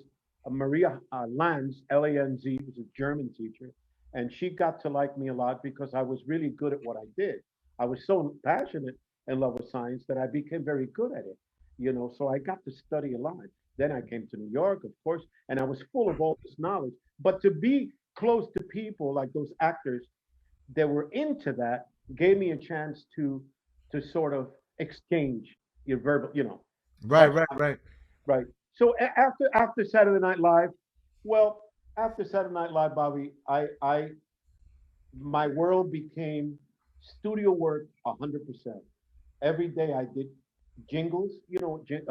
TV commercials, right? I made my living doing that, and I also made my living doing voiceovers. And so I would imitate an Indian guy. They talk like that, like an Indian, and then I would talk like a mafia guy. At some of them, I talk like a French guy. Another guy times I talk like a Chinese guy, a Japanese guy, uh, and I, even though I didn't know the language, but I knew the formation of the accents, right? So I was doing a lot of studio work for Coca-Cola, for Pepsi. But all- the voiceover work doing as an actor, how did you get into that? Somebody knew that you could do that, or? No, no. What happened was that I'm always joking around, Bobby, and I look at a lot of comedy, right, on TV, and then with my friends, I start practicing, and then they start cracking up, and then this became a habitual thing of just joking and hanging out with all my friends, especially with maniac musicians, you know. And this went on and on and on, and it got so good that my friend said, a couple of friends said, "Hey, you got to do voiceovers." So somebody told me about this guy named Joey Levine, who was a very famous jingle writer, and he tested me on a couple of things that I did, and he called me to do a couple of jingles. And before you know it, Bobby, I was working every week with Joey Levine, and making money and making a living doing. No, is he the one that had a studio called Cassandra? The Cassandra No, studio? not Joey. No, Joey, no, Uh-huh. he Uh-huh. didn't have Cassandra. That wasn't Joey. Joey was on 57th Street, and it was just called Joey Levine Production. He was the guy that wrote that really corny tune, go Chewy, Chewy, Chewy, Chewy, la, la, la, la, la, la, that became a hit in the early '80s. He wrote that, and he wrote a lot of corny tunes that made him a lot of money. Did you do any cartoon work with the voiceover work? I did not. I did not do any cartoon work, but I did a lot of jingles that it required to do certain people with accents, and that was to me. I did a couple of vocals since we're talking about vocal. Rey de la Paz. I wanted you to know. You know that Rey did a lot of jingles, Right. right? I'd be on sessions and he all of a sudden he'd be walking in, all the Exactly. time. And there was another A guy, lot of jingles, a lot of jingles. right? And if you remember Nestor, the albino salsa Yeah. singer, Yeah. right? That's what Well, he Tony. was he was a jingle singer too. Yeah, he had perfect pitch. He was great. Perfect. Well, I did singing jingles with Rey de la Paz and Nestor, you Wow. know. So we were all three there doing vocals, and it was wonderful. And I see myself every time they call me for a vocal jingle, it was Nestor, Rey de la Paz, Yolanda McCullough, and all the other rest of the singers, which became the background singers for Luther Vandross. Wow. And I was part of that jingle vocalization thing. I did voiceovers and I did singing. Amazing, amazing, amazing. Now, while you're doing all of this, did you miss playing Latin music at all? Like, did you say, Coño, I'd like to do a salsa gig just to get back into my roots and this, that, and the other? Or, Well, you Bobby, they hated me because the musicians say, no llame a Sami that he doesn't know shit about salsa. come on. So I started getting a bad rap because they say, why are you going to call Sammy Figueroa? He doesn't even know where his clave is. Oh, And, come on. and so that spread around among musicians because in reality, Bobby, what I did was pop and jazz and Brazilian stuff and all like that. My first opportunity to play Latin music really is when Michel Camilo came out of Dominican Republic and he formed Piano player, yeah. right? And he formed a band called French Toast, which was with David Weckl and Anthony Jackson. Was And that Peter Gordon too on the that is a on the French French horn, horn? Yeah. right? And Lou Sala and Chris Hunter on Hell of out. a band. Hell of a band. Yeah. It's a wonderful band. So Michel calls me. Why? I have no clue because it wasn't a salsa band. It was a Latin jazz band. Right. So playing in that band, Bobby, is what led me to play the Latin music much better, right? And then a guy that you know very well taught me the clave and taught me the whole thing. And that person is Ralph Irizarry. Great timbalero from Brooklyn. Yeah. Ralphie. He said, he came up to me one night and said, listen, bro, I don't know what you're playing, but the clave is up your ass. That's what he said. And I said, Well, it's, at least you don't. At least it wasn't like Victor Paz, the great trumpet player who you know well. He'd say to people things like, "Hey, are you part? Are you part of the Cruz family?" You know, family, he said tú that eres to familia de la Yeah, señora Cruz. yeah. He said that to Wynn Marsalis. He Right. goes, "What? What do you mean Cruz?" Yeah, the Cruzao family. You know, like. So Ralphie teaches you about clave. Is this when you get into Seis del Solar, That is correct, Bobby. That's correct. He Ruben took me Blades in his backup basement. band? Yeah. He took me in his basement, and Ralphie was playing with Ray Barretto, as you know, and all that. And he was such. Ralphie is the funniest guy in the world, man. What a character! He's like the Jackie Gleason of timbales, right? And and so he said, "Okay, bro, I'm going to teach you the clave." And he said, "Remember, 1, 2, 3, back, back, back, back, back." And I stayed with him for months learning the clave. And he said, "Now you got it." So we did what we did. It was practice in his basement. He would play any rhythm, and I'd come in always in the right clave. And he said, "Sammy, from here on, this are the rhythms that I want you to learn." So he taught me songo, and he taught me a couple of things. And he sort of was the guy that really gave me the avenue of playing the right sound on the congas. And he taught me how to play the masacote properly because I was always playing it wrong. So my progression from Ralphie went from being okay to being way better and way better. And then he sort of said, "Now you got it. Now do what you want with it." And that's when I played with Michel Camilo for 3 years. And then after he broke up the band, he created another band, and this was just called Michel Camilo. And then we recorded 3 records, and one of the records he dedicated a song to me called "And Sammy Walked In," which the reason he did that was because I had turned him on to so much music and so much Puerto Rican and Latin music that he didn't hear, and he was so inspired that he gave me the honor of that, and I was very taken by that. And at that time, I started playing with Miles. That's when my journey with Miles started.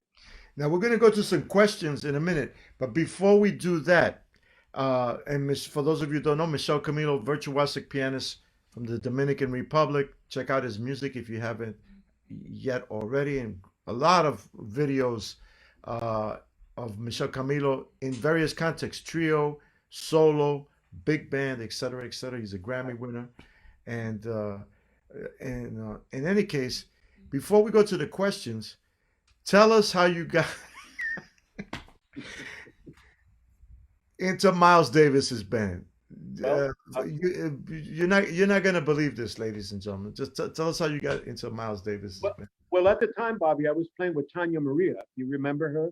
A Brazilian pianist and Brazilian piano vocalist. Yeah. singer. And I had just come from Europe, 2 weeks with Tanya, all over Europe. And I got home like at 11 in the night. I was tired, and I went to bed. At the time, I was married, uh, and I went to bed. I was living on 30th Street and 8th Avenue those days, and I went to bed. And she said, "Okay, go to bed, rest, man, sleep for 2 days." And blah, blah. And I go to bed, and my phone rings at 1:30, something like that in the morning. And in those days, there really were no cell phones. So you didn't know who the hell was calling you because the ID caller wasn't in yet, right? And the phone rings, and my wife says, "Pick it up. It could be your mother, could anything, right?" Right, right. I said, "Hello, hello, hello." And this voice goes, "Hey, man, what's happening, motherfucker?" And I said, "What?" I said, it's 1:30 in the morning. I just came from tour. Is this you, Lou? Is this you, Lou? Boom, Yeah. and I hung up. Lou Soloff. Yeah, I thought it was him joking, right? So the phone rings back 20 minutes later, and he goes, "You little motherfucker. If you hang up on me again, I'm going to fuck you up." Those were his words. I said, Lou, listen, it's 2 in the morning. I got to go to bed. But, and I hung up. Then about a quarter to 3, the phone rings, and this distinguished voice says, "Hello, Sammy?" I said, "Yes. This is Tio Macero." And I said, "Tio," and I knew everything about liner notes and all that. "Tio Macero, did you write?" Yes, it's me. It's me, Sammy. It's Tio Macero. Miles is I producing produced, that. Yeah. I produced Miles, and Sketches of Spain. It's me. It's Tio. He said, "You just hung up on Miles twice." And he's telling me, "What, Miles? That he's going to kick your ass." And I said, Tio, I don't know why I owe this call to you. I don't deserve it. I'm not worthy. You know, I said, "I didn't know it was Miles." Who would know it was Miles? Who's going to believe that Miles Davis called your house? And he Right. said, "Look, I know. We were trying to do a practical joke, but at the same time, give you a gig." So I said, "Okay, now, Sammy, this is the hard part, okay? Can you get up right now, get dressed, come to the studio?" And I said, "At 3 in the morning, Tio?" He goes, "Yes, this is an opportunity. What do I do about drums? We already have drums." I said, "Okay." I said to my wife, "Honey, I got to go to record." At 3 in the morning, I said, "It's Miles Davis." "Oh, you better go." Good wife. Good wife. So I take a shower real quick. I get dressed, and I'm scared. I'm sort of shaking, Bobby, in a way, And I walk in the studio, and there he is sitting from afar with a beautiful hat, beautiful skin, right? Good, handsome guy. He's sitting there, and I said, "Mr. Davis, I am so sorry. I didn't know it was you." And he punched me in the stomach so hard that I fell on my knees. And I was like, and he's standing there looking down on me like, "Yeah, yeah, yeah," and blah, blah. And then all of a sudden, when the breathing got normal, my adrenaline went like crazy. I didn't know that. I never had that happen in my life where you lose it, right? And I came up and I punched him in the mouth and I broke his lip a little bit. It wasn't a big deal, but he fell over the bench of the piano. He fell over, boom, and he and and I and then my adrenaline came back to normality, and I went, "Oh my God, what did I do? What did I do? Oh my God, what did I do?" And Tio comes running, and George Butler, who was the head of A&R at Columbia at that time, "What's Right. going on here? What's going on here? You did this, Sammy? He just called you for a gig and you punch him in the mouth." I said, "He punched me in the stomach." And it was a big ruckus. He got up and I said, "Miles, are you okay?" And he goes like this and he touches his lip. He goes, "Damn, that was a good hook, motherfucker." And I said, "What? What?"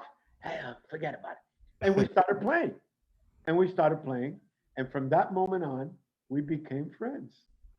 And then after we finished the recording at 6:15 in the morning, everybody went home. And I went to his house in the limo. And he didn't let me go till 1 o'clock in the afternoon, which the sun was out, playing me records of Tony Williams and him and George Coleman. And I sat there. I couldn't believe it. He goes, "Check this guy, Tony Williams. He plays his ass off." And he was playing me all that shit. And he was sitting there like this, paying full attention of his own record, Bobby. I never, I never seen that in my life. He was listening the way that I listen to records, Right. and that filled me with so much euphoria because here I am sitting. I thought I was crazy, but but he listened to records the way somebody's supposed to listen to records Right, right. without talking. That was a hell of an audition, man. Like, He punched me in the stomach, amazing. and I broke it. Was that recording? Was it the Man with the Horn recording? That recording? That's correct. That was correct. Man, Wow, just and, amazing. and I became his friend for years to come. Yeah. Well, we got some questions from the audience here. So, and we don't want to take up your time. You've been so gracious with your time. I'm honored. I love it. Okay. Tell us about your association with Mick Jagger. Someone asked. Well, the way that happened was when the Rolling Stone decided to disband, right, in those years, for a while because they've been together forever. So they decided to go on their own way, and Mike decided to do it. Mick decided to do a solo record, and so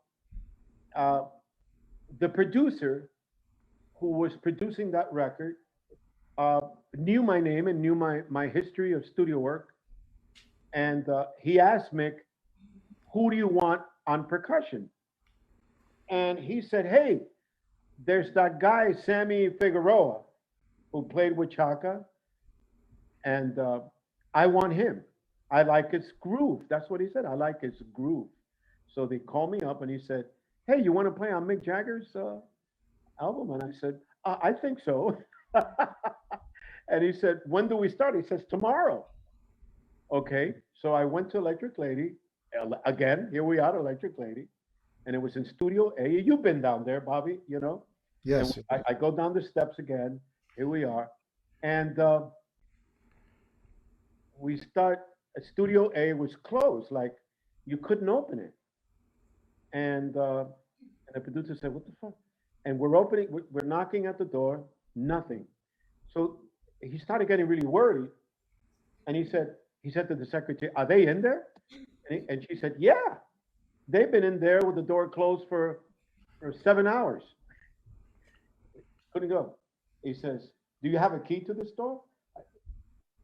"No, we don't have a key to the door." And they're banging and banging and banging, nothing. He says, "Look, I'm concerned about this door and my guys in there. I want to know what's going on." Well, it just so happened, Bobby, that Keith Richards and Watts and those guys were in there with him, right? Even though he was doing a solo record, those guys were like this, tight like family. They always hung out together. And so they got so nervous that they had to break that massive lock, right, at the door. And they got a locksmith, and it took forever to open that door, Bobby. When they opened the door, they were all on the floor. All of them on the floor like this. And we were all scared. And the only thing I remember seeing was a Scarface table. You know what I mean? Yeah. It was something that to see it, it's not the same thing as speaking about it, because the impression was so incredible. And the ambulance came and they took them. In other words, basically, it was a table just full of blow, full of cocaine. Yeah. And they took him to the hospital. So you basically, you might have saved their lives, man. Well, they took him to the hospital, and I never forget, I was sitting there with that table, and the owner of the studio took a cardboard and took all the blow, and it was a bag about this big, just scraping. When they vacuumed, it was out of this world. It was like something out of a thriller. And I said, "What are you going to do with that?" I said, "Sammy, I really don't know. But it looks good to me from here, from where I'm sitting." So I said, "What do I do?" He says, "Go home. You're getting paid. I'm going to make sure you get paid. And come back in a few days when I call you again." So, and then and with and that's probably how they did the renovations on the studio. exactly. So a week later, Bobby, they call me again, and I go back to the studio, and it was like nothing happened. "Hello, boy, how are you?" Right, "Hey, right. oh, Sammy. Oh, let me give you a hug." Like family. Sammy, I'm Mick. Give me a hug. Oh, you know. And I said, and I didn't even mention what happened. I didn't mention because I couldn't do that.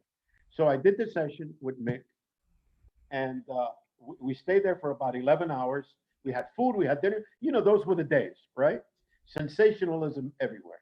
Everything was bigger than Cecil B. DeMille or Steven Spielberg. Exaggerated, right? And I finished the day, and I didn't have to bring one instrument. And I'm leaving. I said goodbye to the guys, and they were really gracious. And I have to say, Bobby, they were so loving. These guys were all nice guys. And the producer hands me an envelope, right? And I said, "Here, Sammy, thanks a lot. Don't open it until you get home." I said, "Oh my God, I hope it's not blow." So I go home, I open it. My wife, no, my wife says, "Is that your payment?" And I go, "Yeah." He says, "You better open it now. I hope it's nothing." Yeah, I said, "Well, let me open it." And there was $20,000 in the envelope. Wow. Super. Wow. And I called him back and I said, "Maybe you made a mistake." He goes, "Sammy, enjoy it. It's fine. We love you. We'll let you know about the gigs." Whoop, and he hung up. Wow. That was my experience with Mick. And then after that, maybe like 6 months later, I did three big gigs, Madison Square Garden, and two big, and that's all they did, Bobby. They did 3 or 4 gigs, and then they went to sleep because they made so much money on a gig. Well, You there know, you go, ladies and gentlemen. That is the difference between the world of rock and roll and the salsa and jazz scene yeah. in a nutshell, you know, as told to you by Sammy Figueroa, man. Anyway, we have a question here from Agustin Velasco. What continues to inspire your creative expression? Well, I tell you what continues to inspire me: the kids, all the young kids, as the old people do. Bill Fitch and those guys who inspired me to play, right? Mongo, Ray, all the guys that you and I love. Uh, but Bill Fitch was really my inspiration. Today, I listen to rap and I listen to R&B, neo soul, urban soul, and the reason that I listen to that, Bobby, is because there is so much young talent. I'm from the Bronx like you, and I happen to love poetry. I love poetry. I love what the kids are doing with poetry. It talks about the culture. It talks about the incidents. It talks about sensation, the feeling, what we go through every day in our life, and what better way to express it than beautiful poetry. So, in saying that, if you stay young in your heart and in your head, and you become humble enough to be a child, then you can penetrate that arena, right? Then it gives you a chance to like everything that's around you. I mean, I'm not going to sit here and say I like everything, but I'm inspired by the young kids today. Like, I'll give you an example. Uh, there's a girl who calls herself No Name, right? And she's from Chicago. She's 25 years old, and she's a brilliant genius poet. And her music and her poetry is just incredible. I listen to people like that, Snarky Puppy, which is a Great great, group. Great group. Yeah. wonderful man. And I listen Chris Potter. I listen to music from Russia, music from Italy, music from Turkey, music from North and South India, Zakir Hussein, all those guys. I'm inspired by Abos Kosimov, who's from Uzbekistan, and he plays doira, which is a frame instrument. So the world is full of sound and color. Why can we not open our minds to everything that surrounds us? So that's what inspires me. Great. Fantastic. Which leads us to this question by Barbara Ochino. What about family? Are you passing on your wisdom and talent? My family? Yeah. Well, my parents are gone, many years ago, my mom and dad, so the only family that I have now is really you and my friends, the people that I'm close to. They become your family, you Right. know. But what I learned from my mother, I got to tell you, is that she supported me from day one since I was born into what I wanted to do. She was my best friend. She also turned me on to yoga and meditation. She was a pretty hip mom. And she opened me up to the culture of Puerto Rico, the Taino Indians, Los Cabildo, and all the things, the Taínos way back then, and my heritage, the Arawak Indians, and all that. They came to Puerto Rico. She turned me on to that beautiful culture, which I embrace. And so, yeah, my parents were incredible influence.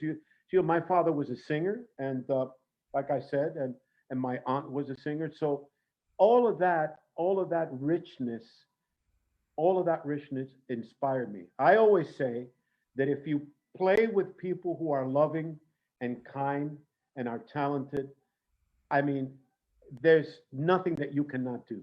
You could do everything. And the second part of the question, are you passing on your wisdom and talent? Am I what? Are you passing on your wisdom and talent? Absolutely, Bobby. I have to tell you that when I teach and stuff like that to the kids, I always teach them empathy and love. That's the first thing they have to learn, and leave their ego outside the door. Because when you're learning an instrument, how to play it, it's not just playing the instrument, it's what your body and your heart does to that instrument. You have to coexist with the instrument, like if it was an organ, like if it was a kidney, a liver, a heart. When you can take those two and fuse them together, then you become a great artist. I think that what inspires me is to teach is that finding your own voice is the hardest thing in music in the world. You know that, Bobby. Like Miles said, there's a lot of good musicians, but there's very few artists. And to find your voice is one of the most complicated things. And to do that, to find your voice, you have to really love who you are. Miles said one beautiful thing. He said, "I'm no genius. It's just that 90% of people are full of shit." So and I'm not. So, when he said that to me, That's going to be one of my quotes of the day. I put a quote of the day on my Facebook page. What is it again? Say it again one more time. I'm no he said, genius, but no, 90. because somebody said, "What do they say when they say you're a genius?" He says, "I am no genius. Genius is nothing more than loving yourself. The problem is that 95% of people are full of shit, and I'm not." That is the most wonderful thing I ever heard. So I took that literally, and Bobby, that made me love who I am and appreciate who I am without expelling any kind of animosity. Mhm. We got a question here from Nicole Sanchez. Where is your favorite place to perform? Ooh, there's so many. I tell you that, oh my God, I love Carnegie Hall. I played there. I love playing there. Blue Note, I love playing in the Blue Note. It's a different feeling, right? So you get that feeling of closeness, and then you got the grandioso part of Carnegie Hall. I like playing in small clubs, 400 seaters. Those are my favorite places to play. And I also like one of my favorite places that I ever played in. It was a place called Kosei Nenken Hall in Tokyo, Japan. I played there with Sonny Rollins, and it's a 1,500 seater, but the seats are very close to the stage, so you can have that rapport with the people. They don't separate it far away. It's right there, so you can look at people and feel their emotion. But there's so that's kind of hard to explain because every club and it's a different situation, and I think that the audience is what makes that happen. Mhm. Got a Yeah. question here from Alexi Gaitan. What is your favorite song to perform to? Ooh. Oh my God. Now that's a hard one. There's so And, many. and I guess that would mean also that maybe what's the favorite song that you've performed on, recording wise? Narrow it down to that. Oh wow. Well, I got to tell you, that's a hard one. Oh yeah, there is a tune that I love it's called Together. It was written by Hubert Laws. And The great flute player, yeah. yes, he wrote that. And I don't know if you remember, Bobby, the first time I saw Mongo play that, I was just a little kid, right? Carmelo Garcia was on timbales, Marty Scheller, On trumpet. Hubert Laws on tenor, and Pat Patrick on alto, right? That was the band. And Victor Venegas, of course, and all that shit. In Roger. my opinion, that was the best band that he had in That terms was of the like best band. that was the band that recorded Watermelon Man. You know, Well, when I saw that being played, my grandmother gave me $10 to go see Mongo in Puerto Rico, and they were right in front of me. And Hubert created an entire choreography for the tune, and my mouth was open. And the choreography was that when they got to that point, that it goes daga daga daga daga crack crack crack, brug, brug, brug. Everybody in the band did it, and Hubert Laws and the horn players would do it in the air, like they were playing percussion, and they would go in the air. And when I saw that, I said, "Oh my God, that is!" And even till the day of today, nobody has ever done that. So what I did, Bobby, we were in Australia with my band like 3 years ago, and I made them learn the choreography. It took us like 3 days, and we did it exactly. So what I did is I called Hubert, because Hubert is a friend of mine, and I said, "Hey, Hugh," he says, I'm going to record together." He said, "I hope you don't fuck it up." I said, "No, no." I said, "Hugh," he says, "as long as you do it like I wrote it." I said, "How about this, Hugh? What if I do the whole choreography and do everything you did?" I said, "Sammy, if you can do that, you'll make me the happiest guy in the world." Okay? And so I did it exactly like he did it. We wrote the solo out, the conga timbales solo out, which, Bobby, I hope that one day you and I could do that, sounds because good to me. Sounds good. it's so challenging and Yep. so exciting. And you're a guy that when you're on stage, you're all out, all out. There's no pulling back, Sanabria. So that's what I did. Together is my favorite tune. Yeah, Wow. Well, let's do it. Let's do it. That'd yeah, be something yeah. to. With the You know, choreography. just from talking to you, Sammy, I've had this dream to do like an HBO dramatic comedy series, just based on musicians, but with stories from that I've experienced. But your stories, forget it, and other stories like when we talk about Ronnie Cooper, forget it. Oh, oh, But let's talk about that, because I think that would be hilarious. It would be hilarious. It's like endless. Every musician has hilarious stories about things that have happened on gigs, or how they've gotten gigs, or been fired, or whatever. But anyway, next question. Gabby Mulcahy asks, "What advice would you give to your younger self if you could go back in time?" That's a Twilight Zone and time warp question for you, one for more your question. science studies. Yeah. Well, that would mean, what would I change? I think what I would have done, if I went back in time, is to dedicate myself like Giovanni dedicated himself. Because honestly, Giovanni was a 24-hour guy, 24 hour. There was only sleep for 2 hours and the rest practice. I guess that I would go back in time. I would dedicate myself to that kind of beautiful focus. That's what I would do. Okay, Nicole Sanchez asks, "Where is your favorite place to perform?"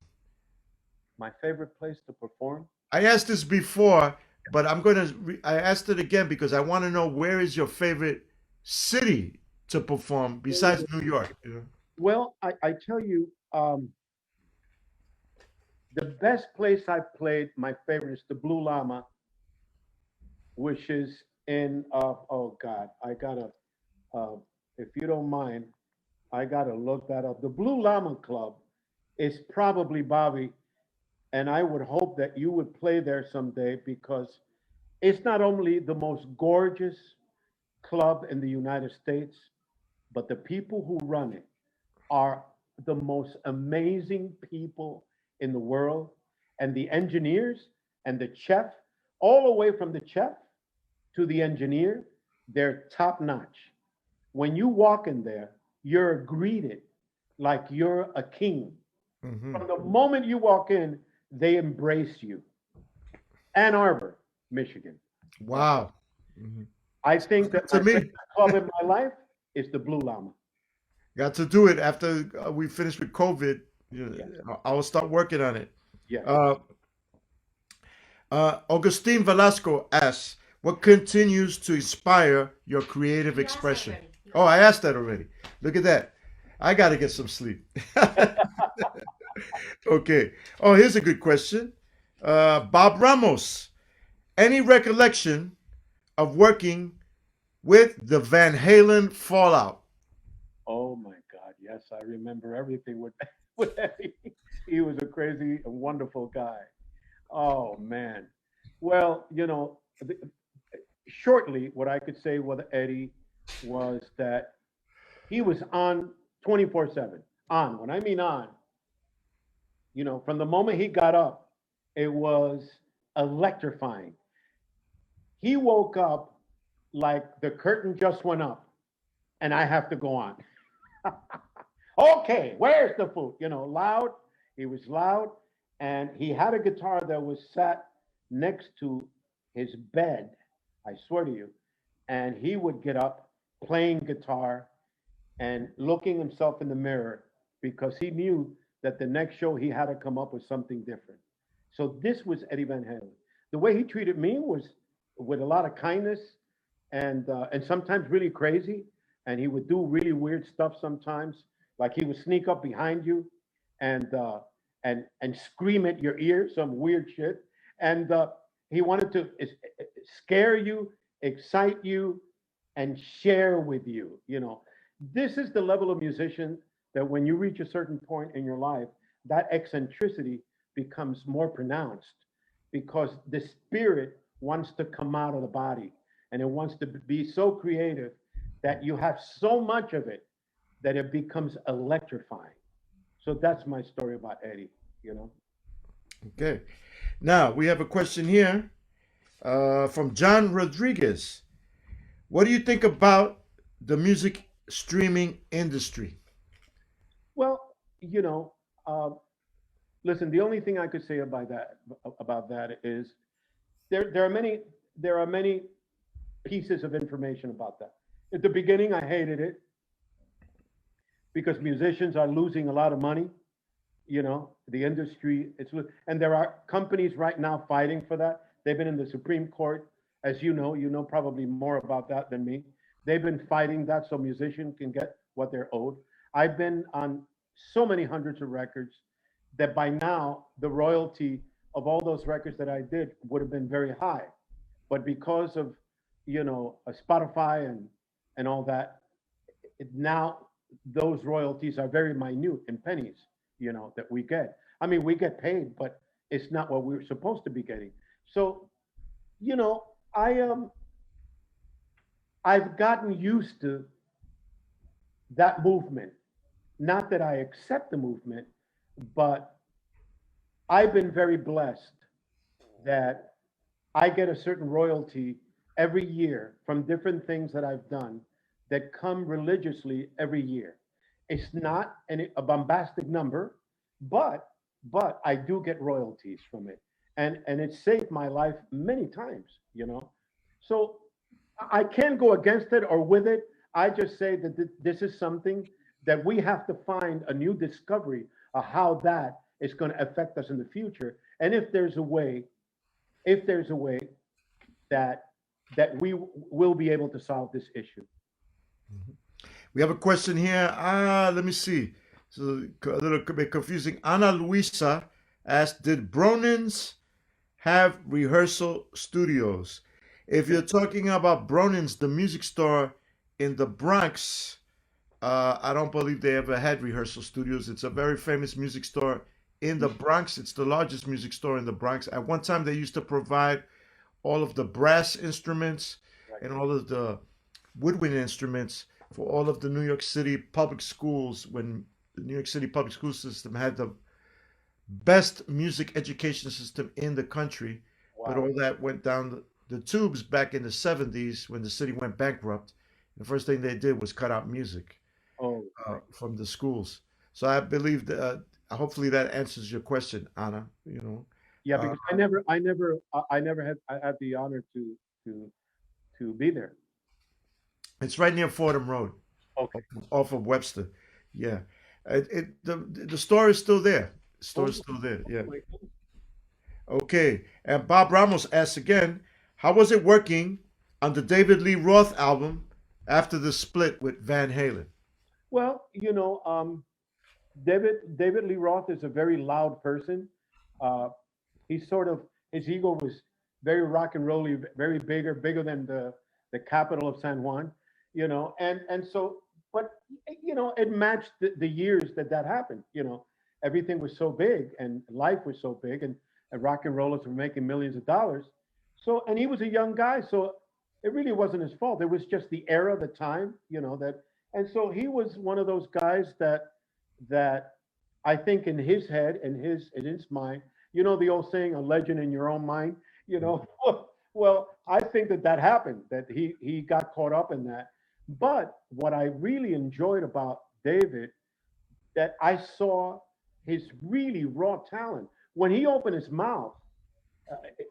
It was it had like this big soul voice. You know, you know what he sounded like a rock and roll version of Louis Prima, something like that. And so, and I'm saying that he loved Louis Prima. So there you go. So he was imitating Louis Prima, but he wanted to be a modern version of Louis Prima, Right. Makes right? sense. And so he actually recorded one of Louis Prima's tunes, which we Right. did on the album. And so when I was with him on tour, and I had a ball. I had a great time. The funny part about that, and I'll say this, was every time I went back to the hotel, my by the way, my room had to be in front of him. I couldn't be up or down. He had to have his musicians around him, right? So my room was right in front of him. I was here and he was here, right? And when I opened the door, there was a line, 50, 50 bodybuilder girls waiting to get to the room. They were all like this, all with muscles. And I looked outside and it was like a Fellini movie, you know? It was like, oh my God. And they weren't regular girls, they were all bodybuilders. And I used to see them walk in, I used to see one walk out, the other one walk in, the other one walk out, and I would be amazed. I'd say, "Oh my God, this is like really like a Fellini movie," you know. So David was a very exciting. He's still around. He's still around. He was just on Joe Rogan just recently, and he's talking about his life and what he's doing now. I think he's just I think he just moved to Austin, Texas, and he's starting a whole new life there, music life and everything. Yeah. Well, a lot of people don't know, but he at one time was a New York City paramedic Yes, his in the, father was a in the doctor. Bronx. He I guess he wanted to take a break or whatever, and he became an actual paramedic I'm not surprised. in the That, Bronx. In the Bronx, Joe Conzo Jr., who's the great hip hop photographer and salsa photographer, he's the head the of the paramedics union, but he was a paramedic as well. yeah, yeah. I said, "Hey, Joe, is that true that David Lee Roth was a paramedic in New York City?" He goes, "Yeah, in the Bronx, man. Yeah, David was cool, this, that." And Wow. I'm trying to imagine him helping some old Puerto Rican woman in her 80s, and In a wheelchair. she's going auxilio, and he's going, "Please, senora," like. But anyway, that's just a little aside. He was James, a wonderful guy. He was a real sweet guy with me. yeah, James Velez wants to know, of all your recordings, which one would you recommend for someone to hear you for the first time? Oh, okay, okay. Well, there are many, but I would say my solo record is called "And Sammy Walked In" would be one to start with. That would be a good record to start with because This it's is a a very CD, a it's CD. a CD, Mm. and it was I named it "And Sammy Walked In" because of Michelle, and I thought it was appropriate that my first record would be called the tune that he wrote for me, and that record has uh, it's easy to listen to, right? It's just straight ahead Latin jazz, and it's really cool. Great. And you have other records as well. How many albums do you have as a leader? A five, The Magician also as well, Urban Nature, you know. Uh, I have a one that's called just Sammy Figueroa. It's a Brazilian album I did with a very famous singer. from Brazil, and the fifth one, it's called. Oh my God, I can't remember all these records. Well, anybody can check them out on If Amazon. Sammy walks in, I would recommend. Yeah. So you can check that out on Amazon if you want to purchase it, or even audition the music by going to YouTube and Yes, putting absolutely. it. You know. And we have Barbara Ochino asks, "Is there someone you have loved to play with, but have never gotten the chance to do that?" Oh yeah, there's so many, man. Well, you and I haven't played together, right? That's right. We haven't. So, so Well, we have to rectify that we have situation. to rectify that. So Yeah. I haven't played with uh, a Jay-Z. I haven't. I Don't can worry, name neither all my. have I. Don't worry. We can go down the line. Yeah, Uh, I mean, but your career is just amazing, Sammy, and we could go on and on, but we've taken up so much of your time. You've been so gracious. oh, We've been here talking for about 2 hours and almost 15 minutes, yes, and we want to let you know, everyone watching, that if you tuned in late, don't worry. This will be on a loop at the Bronx Music Heritage Center Facebook page, so you can check it out anytime after this. As soon as we finish, it'll be on a loop. Don't remember that we have many great programs coming up. We have this year the grand opening, hopefully by July, of the Bronx Music Hall, which is a 250-seat theater that we've been building in the South Bronx on 164th Street and Melrose Avenue, across the street from Boricua College, right in the complex that is known as what is it known? Bronx Commons, yes, which is a beautiful complex of 315 apartments that was built by the parent organization for us that sponsors us, the Women's Housing Economic Development Corporation, WETCO. So we have much to look forward to. We just have we have a new president, a new vice president, a new cabinet. So we have much to look forward to. And remember that the music is always forever. This pandemic is only temporary. So hang in there. I know it's tough. Sammy, thank you so much for your great pleasure. spirit, your time, and much more. Oh, and don't forget, Sammy is also a radio host for many years. That's my last question to you, Sammy. How did you get into radio? And tell us about your radio show and the station that and when people can hear you on the radio. Okay. Well, the first time, how the whole thing happened was I was playing a gig here in Miami in a small club with my band, and this wonderful lady, Fitzgerald, came up to me, and she said, "I love your music, but I love your voice. And have you ever done radio?" I said, "No, no, I never have. Would you be interested?" And I said, "Oh, absolutely. I mean, I don't have experience in radio, but I could try it." And she said, "Would you come to WDNA, which is located here and in Miami, and it's the only jazz station. It's a station for jazz and salsa and Latin jazz. The whole station is like that." I said, "Oh my God!" So I went there and I said, "Oh my God, a station that only plays Latin jazz, salsa. They play everything fantastic." And so she gave me a mic, and she was on the other side, and I started talking, and she said, "Wow, you're very articulate. Would you like to try radio?" So the boss came up to me and said, "Come next week, we'll teach you how you do this." And so I went there. They taught me how to use a board, of course, and they taught me everything. I took about a 2 month uh, learning curve, learning everything, the mic, and they gave me my first show. It was called the Latin Jazz Quarters, 2 hour show.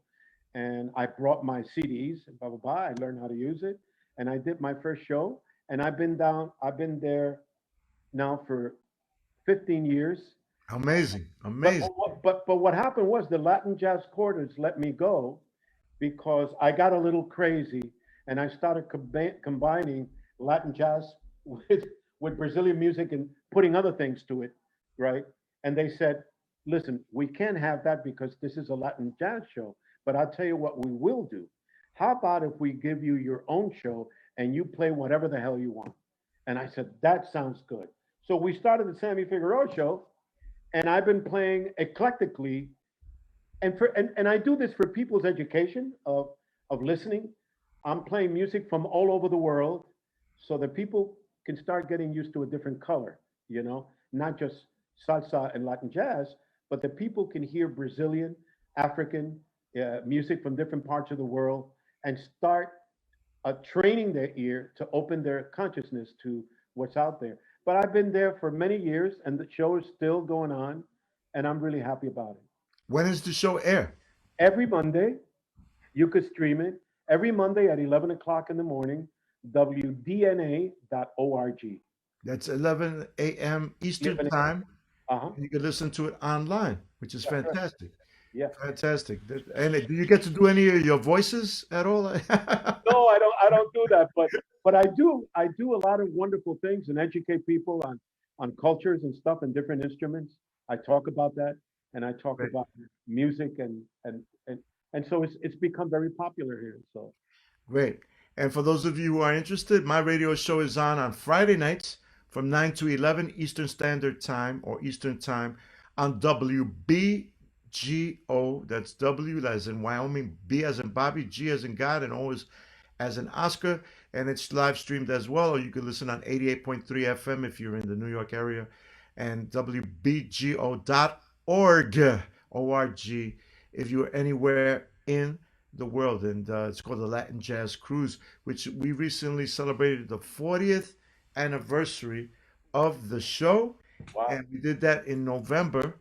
And we did it with having Eddie Palmieri as a guest, and we got to play in a trio format. Myself, his bass player Lucas Curtis, and Maestro Palmieri. I interviewed him for a whole hour, and we got to play. So you can check that out on YouTube. You can see that. Just look up Eddie Palmieri, Bobby Sanabria. Hopefully, we'll see you tomorrow night on the radio, Friday night, and you get to get to hear Sammy on Mondays at 11 o'clock Eastern Standard Time in the morning. WDNA.org. So that's great, fantastic. Sammy, we gotta rectify that situation after COVID. Let's get together and do something. Yes, I would be wonderful. All my best to Rachel. We want to thank Sammy. Thank you so much for an incredible interview. It was really amazing. We want to thank everyone who tuned in. It was so great to connect with everyone again in 2021. We look forward to seeing everyone live at some point this year. We hope to see you all at some performances outdoors, maybe inside the new space. But please keep posted to our Facebook page. We're going to be doing a lot more programming. Next month, Percussion Discussion will feature some castanets from flamenco and the Moroccan Ganawa community. And we'll keep doing all this programming. So thank you so much. Stay safe, and we'll see you soon. And Thank you, Elena. Thank you, Bobby. I just want to say one more thing. I want to give a shout out to my wife, Rachel. yes, that's what I meant, Rachel Okay. Farrell. And I wanted to say that she's the person that has produced all my records. So she is an amazing producer, an amazing musician herself. I love you, Rachel. Thank you for all the beautiful work that you've done for me in my life.